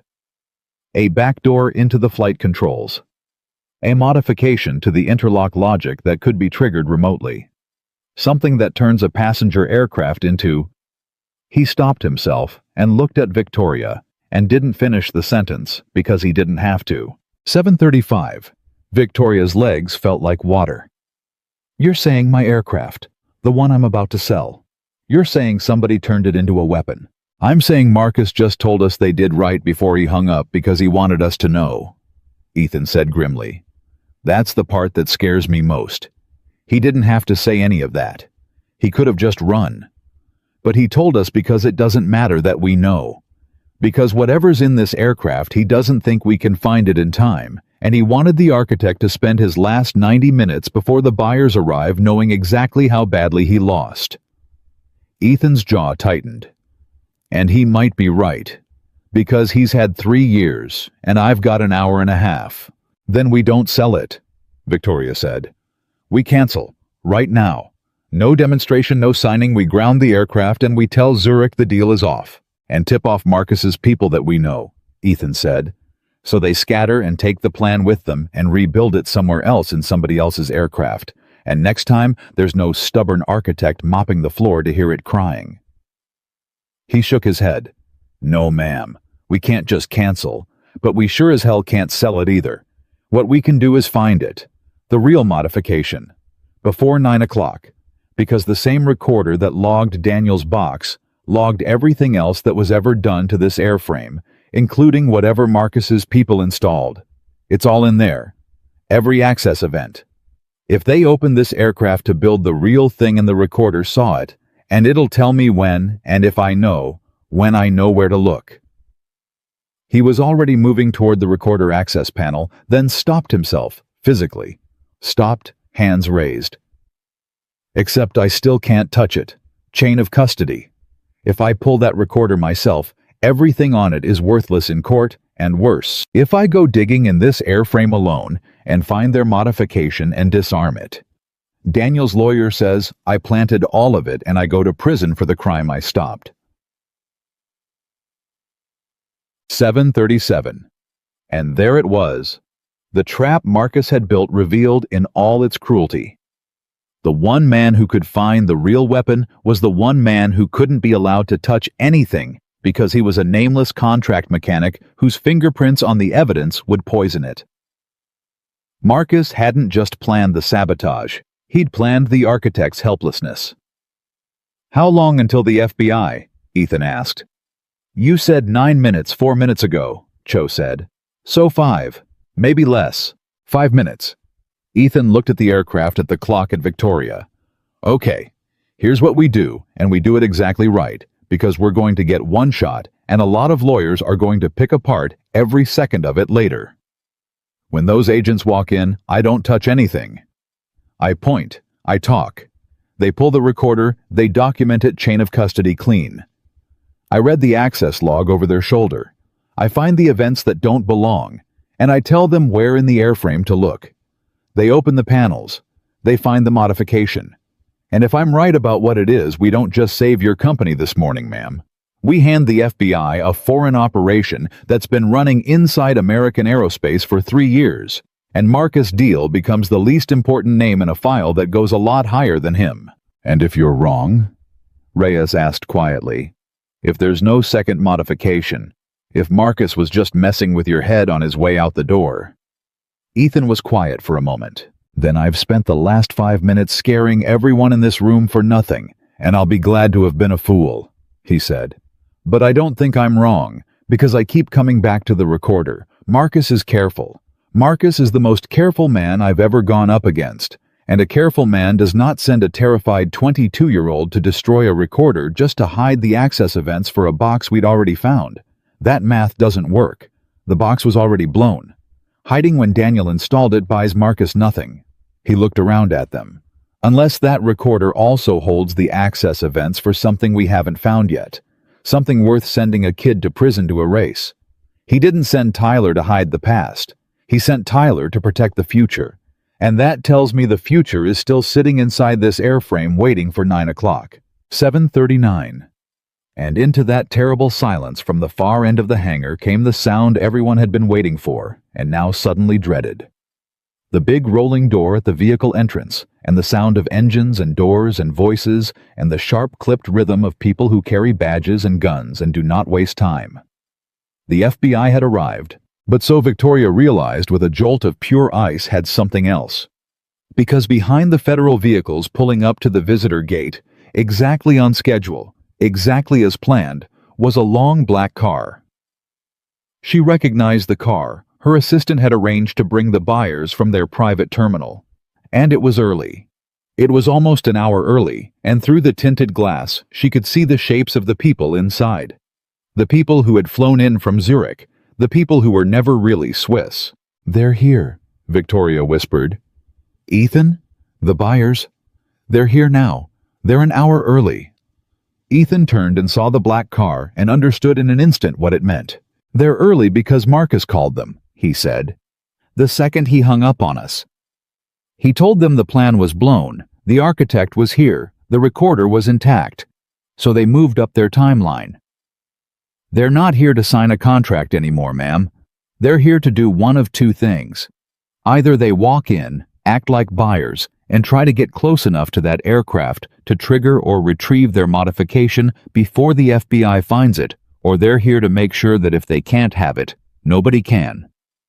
He grabbed her arm one more time, and his voice was low and fast and deadly serious. "Victoria, listen to me.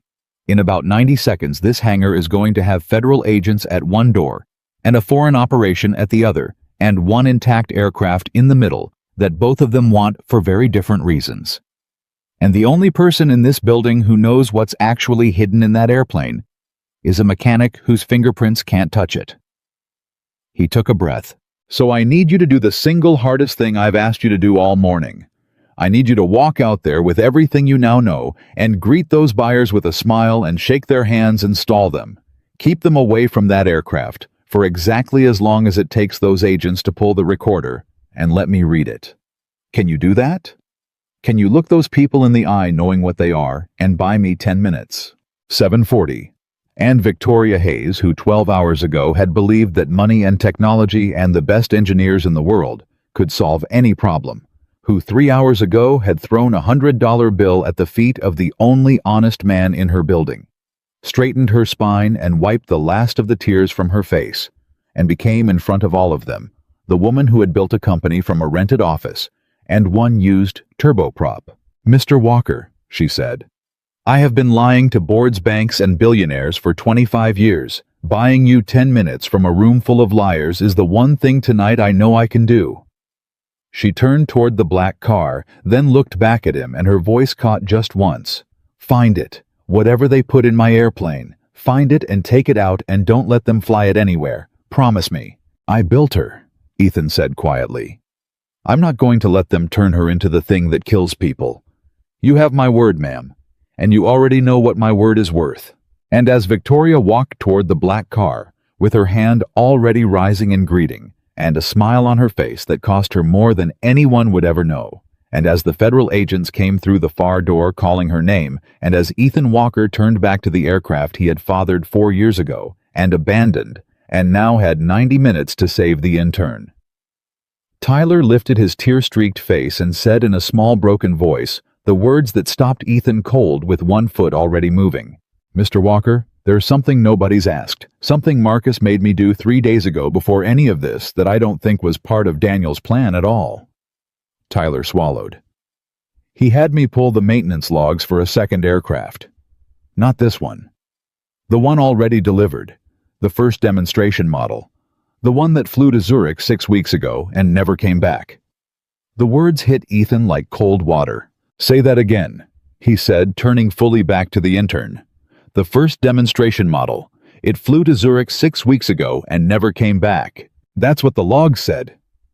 Tyler wiped his face with the back of his hand, still shaking in Reyes's grip. "Marcus had me pull everything on it. The maintenance history, the delivery records, the flight plan. And then he had me delete the copy off the local drive after I sent it to him. He said it was routine. I believed him. I believe everything he tells me. That's the whole problem. I've always believed him." The kid's voice broke. "But it wasn't routine, was it? Why would he need the full history of an aircraft that already left the country 6 weeks ago, unless that one was the test?" Ethan said slowly, and the whole picture turned over in his mind one final terrible time. "Unless the first aircraft was the proof of concept. They took delivery 6 weeks ago, flew it out, and they've spent those 6 weeks studying whatever modification they built into it, making sure it works, making sure they can trigger it, making sure it does what they need it to do." He looked at the aircraft in front of him. "And this one, the second one, was going to be the first of the fleet. 12 of them. They weren't buying aircraft Victoria. They were buying a delivery mechanism 12 times over, and they already ran the test 6 weeks ago with the first one, 741. Across the hangar, Victoria had stopped halfway to the black car, close enough to hear, and the color drained from her face. "Then the first aircraft," she said. "The one that's already gone. If it has the same modification, then it's already out there," Ethan said. "Wherever they took it, armed or ready to be armed, and we can't touch it, we can't reach it. It's 6 weeks gone."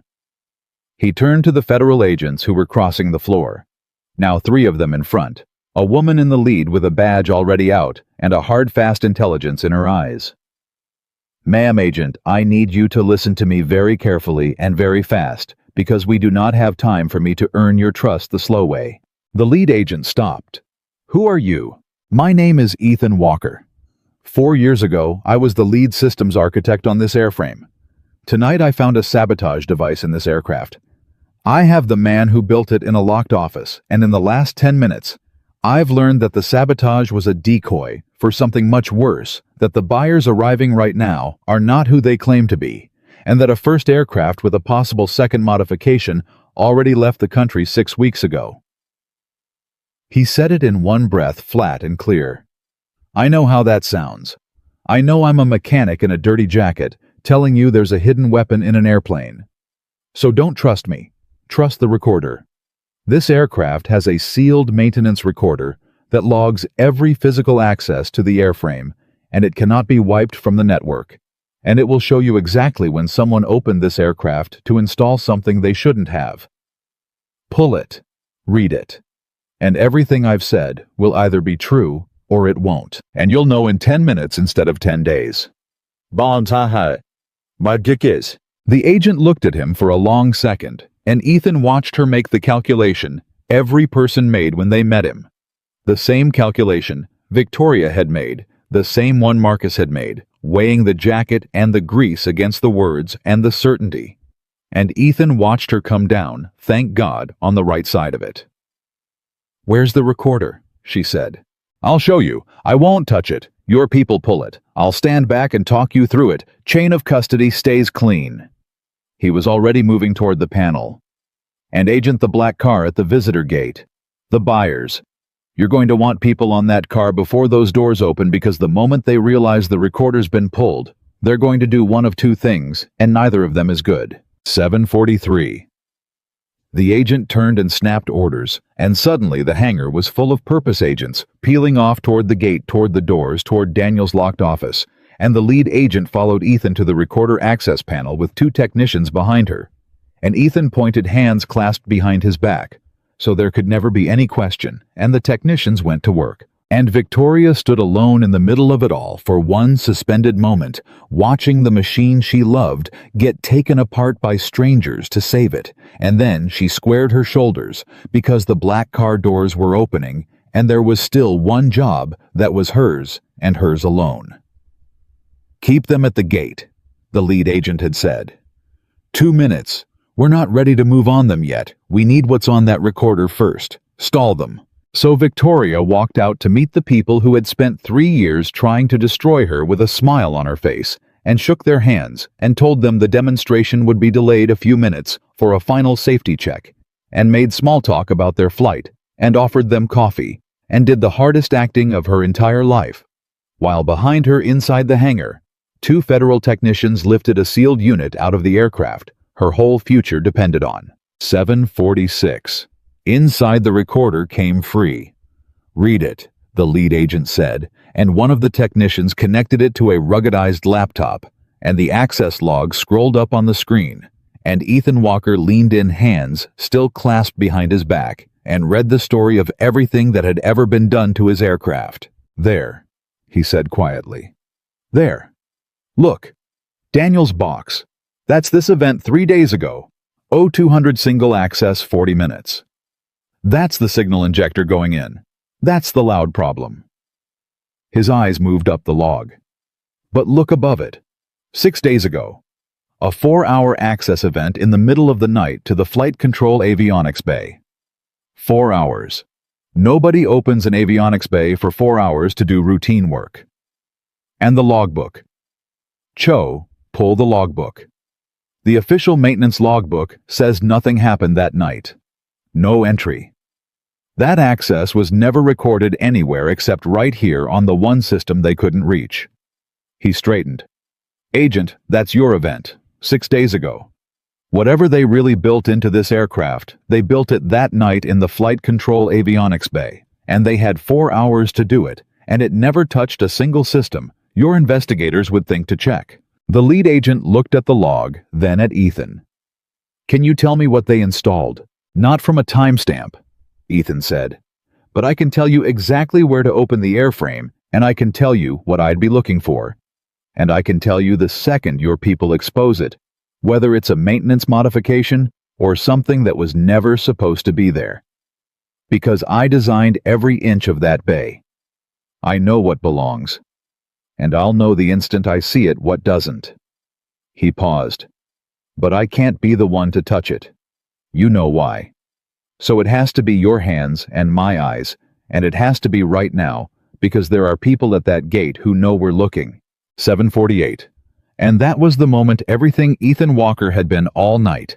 The patience, the calm, the refusal to be rushed, collided with the one thing he could not control, because from the visitor gate came the sound of raised voices.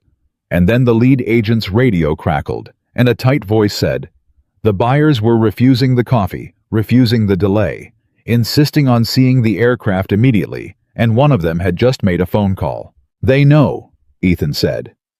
"Marcus told them the recorder's the threat, and now they've seen federal vehicles and they know we pulled it. They're not going to wait." He turned to the agent. "Whatever's in that avionics bay, if it can be triggered remotely, the person who just made a phone call is trying to trigger it right now, to destroy the evidence or worse. You have to get me into that bay, and you have to do it in the next 60 seconds, because I am the only person on this earth who can look into my own aircraft and tell you which wire ends this and which wire makes it worse." The lead agent made the fastest, hardest decision of the morning. "Open it," she said to her technicians. "Whatever he says, he points you cut. Go." And Ethan Walker, for the first time in 4 years, went home. He climbed up into the avionics bay of the aircraft he had designed with a federal technician beside him, and his own hands held carefully back. and he looked into the systems he had drawn on paper in another life, when he was a younger man with a living wife and a whole different future. And he found in 90 seconds the thing that did not belong. A module spliced into the flight control network no bigger than a paperback book in a place where nothing should have been wired with the same careful professionalism as the decoy box, but 100 times more sophisticated, and Ethan's blood ran cold because he understood immediately what it was and what it could do. "Don't touch it," he said sharply as the technician reached. "Don't. That's not a bomb. It's worse than a bomb. That's a flight control override.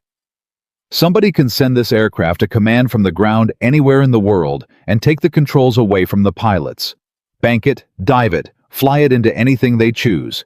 This is what they built. Not to sabotage a deal. To turn 12 passenger aircraft into remote-piloted weapons sold legally, flown across borders legally, and woken up whenever their owners chose." He was breathing hard now. "And the first one already left. 6 weeks ago. This exact thing is already installed on an aircraft that's out there somewhere in the world right now. 750. The technician's hands were shaking. "How do I disarm it?" "You don't," Ethan said. "You don't touch it because if it's got an anti-tamper trigger, and a man this careful would build one, then cutting the wrong lead sends the command it's waiting for. We don't disarm it. We isolate it. We physically disconnect this module from the flight control bus. One connector, the one I designed to be the single point where the whole network can be severed, because I built this airplane so that a human being could always cut the machine off from anything trying to control it. That connector right there, the gray one. Your hand, my word. Pull it straight out, don't twist, straight out on 3. And in the avionics bay of the aircraft, he had fathered the architect, and the agent counted to 3 together, and the technician pulled the gray connector straight out, and the module died, severed from the aircraft's nervous system. Harmless now, a paperback-sized box of foreign malice hanging from wires that no longer went anywhere. The aircraft was safe, and every wire in it now told the truth.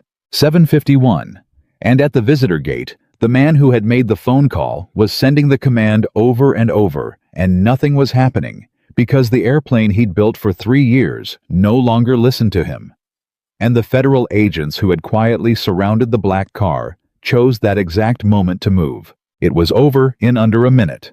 The buyers, who were never really Swiss, went down without a fight because men who work in the shadows almost never fight in the light, and their phones and their laptops and the command device that would have flown a passenger jet into the ground became in an instant the largest counterintelligence evidence haul the Seattle field office had seen in a decade. And Marcus Deal, running north on a highway 2 counties away, was pulled over 11 minutes later by state troopers who'd been given his plate, and he did not run because Marcus was too smart to run from a thing that was already finished.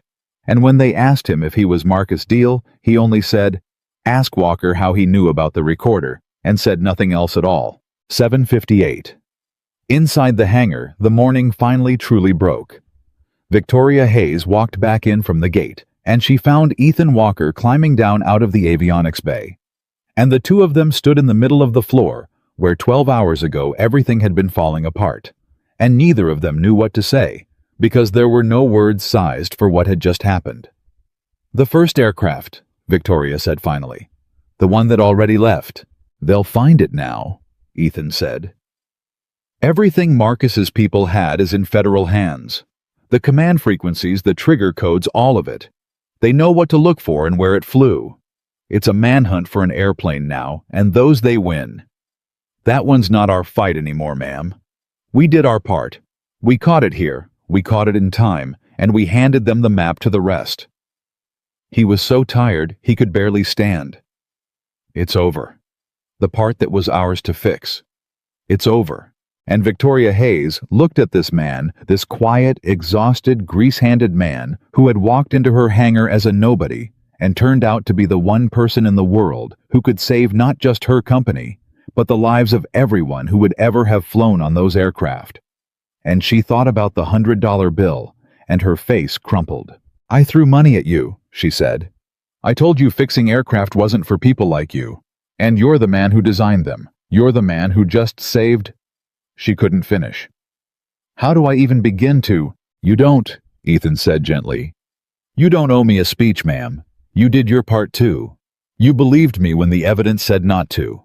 You turned on a man you loved in real time to get to the truth. You walked out to a gate full of killers with a smile on your face because I asked you to. Don't sell yourself short on this morning. You were the reason it worked as much as I was." He almost smiled. "You just needed to be reminded that the smartest person in the room isn't always the one with the title. And I think you'll remember that now." 8 o'clock. The sun was fully up. 3 months later, the trial was still months away, but the shape of everything had settled. Daniel Brooks, who had believed to the end that he was the mastermind, learned in a federal interview room that he had been Marcus's puppet from the first day, and the discovery broke something in him that the prison sentence never touched. A man can survive being a villain, but being a fool who thought he was a villain is a different kind of wound. Marcus Deal was charged under statutes that carried the kind of numbers that end a life, and the network behind him, the people who had spent 3 years and millions of dollars to turn American aircraft into weapons, began to come apart, thread by thread, as the evidence from that hangar floor pulled tight. And the first aircraft, the one that had flown to Zurich 6 weeks early and vanished, was located in a hangar in a country that denied all knowledge of it. Its flight control override intact, its trigger never pulled, because the men who could have pulled it were already in custody by the time it would have mattered. Tyler the intern, the terrified kid with the screwdriver, told the truth about everything, every detail, and it mattered, and the prosecutors remembered that he'd never actually touched the recorder, that a man named Ethan Walker had stopped his hand and then spoken up for him in the same breath. And Tyler got the second chance that Marcus had gambled he never would. And Victoria Hayes offered Ethan Walker everything. She offered him his old job back and a better one. She offered him a vice presidency, a corner office, a salary with more zeros than he'd seen in 4 years, the title of chief aircraft architect, a return to the world he'd walked away from, the fame, the respect, all of it held out in both hands, by a woman who finally understood exactly what she was offering it to. And Ethan Walker said no. "I don't need the office, ma'am," he said, standing in her doorway with his old canvas bag over his shoulder, the same bag they'd emptied onto a cart, looking for tools he never carried. "I've got a 9-year-old who's 10 now, and she needs me at the school pickup more than the world needs another genius with a title. I did that math already 4 years ago, and it hasn't changed. The answer's still no." "Then tell me what you do need," Victoria said. "Tell me what I can do. Because I cannot live the rest of my life knowing I threw a $100 bill at the man who saved everything and gave him nothing back." Ethan thought about it for a long moment. "You've got mechanics on that floor who know things," he said finally. "Technicians who see problems the diagnostics miss. Contract people you don't even learn the names of who go home to their kids and come back and do it again and get talked to like they're furniture. There's a whole building full of people like the man you thought I was. And most of them really are just mechanics, but every one of them knows something you don't, and none of them will ever tell you, because the last time somebody like them spoke up, a woman in a nice suit threw money at his feet." He looked at her steadily. "So here's what you can do, ma'am. Make sure nobody in your building ever has to be secretly a genius to be treated like a human being. Make it so the man in the washed-out jacket gets listened to the first time before the airplane's dying and the buyers are at the gate. That's it. That's the whole thing. Do that, and we're square." Victoria Hayes was quiet for a long time. Then she did the only thing that felt true. She built it. A program for the mechanics and the technicians and the contract workers, a real one, with a real budget and her own name on it, where the person on the floor who noticed something could walk into any office in the building and be heard. She reviewed every department where a worker had ever been ignored. She changed how her company listened from the bottom up permanently.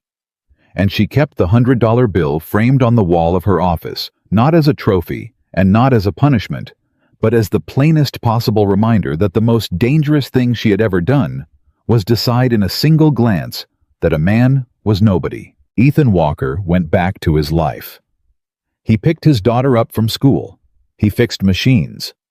He kept his hands in the work and his evenings for the one person who mattered more than any aircraft he'd ever designed.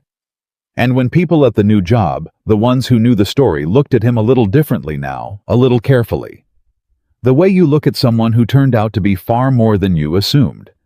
He never once made them feel small about it, because he of all people knew exactly how easy it was to look at a person and see nothing. But the story of that morning spread the way true things do, through the hangar and the industry and beyond it, and it changed the way a great many people looked at the quiet ones in the corner. And the lesson of it was never really about the aircraft, or the sabotage, or even the weapon that a father's stubbornness pulled out of the sky before it could fall. The lesson was the thing Ethan Walker had known from the very first minute, standing at the edge of the light, while the smartest people in the building failed all around him. The person you decide is nobody is the person you should have listened to first.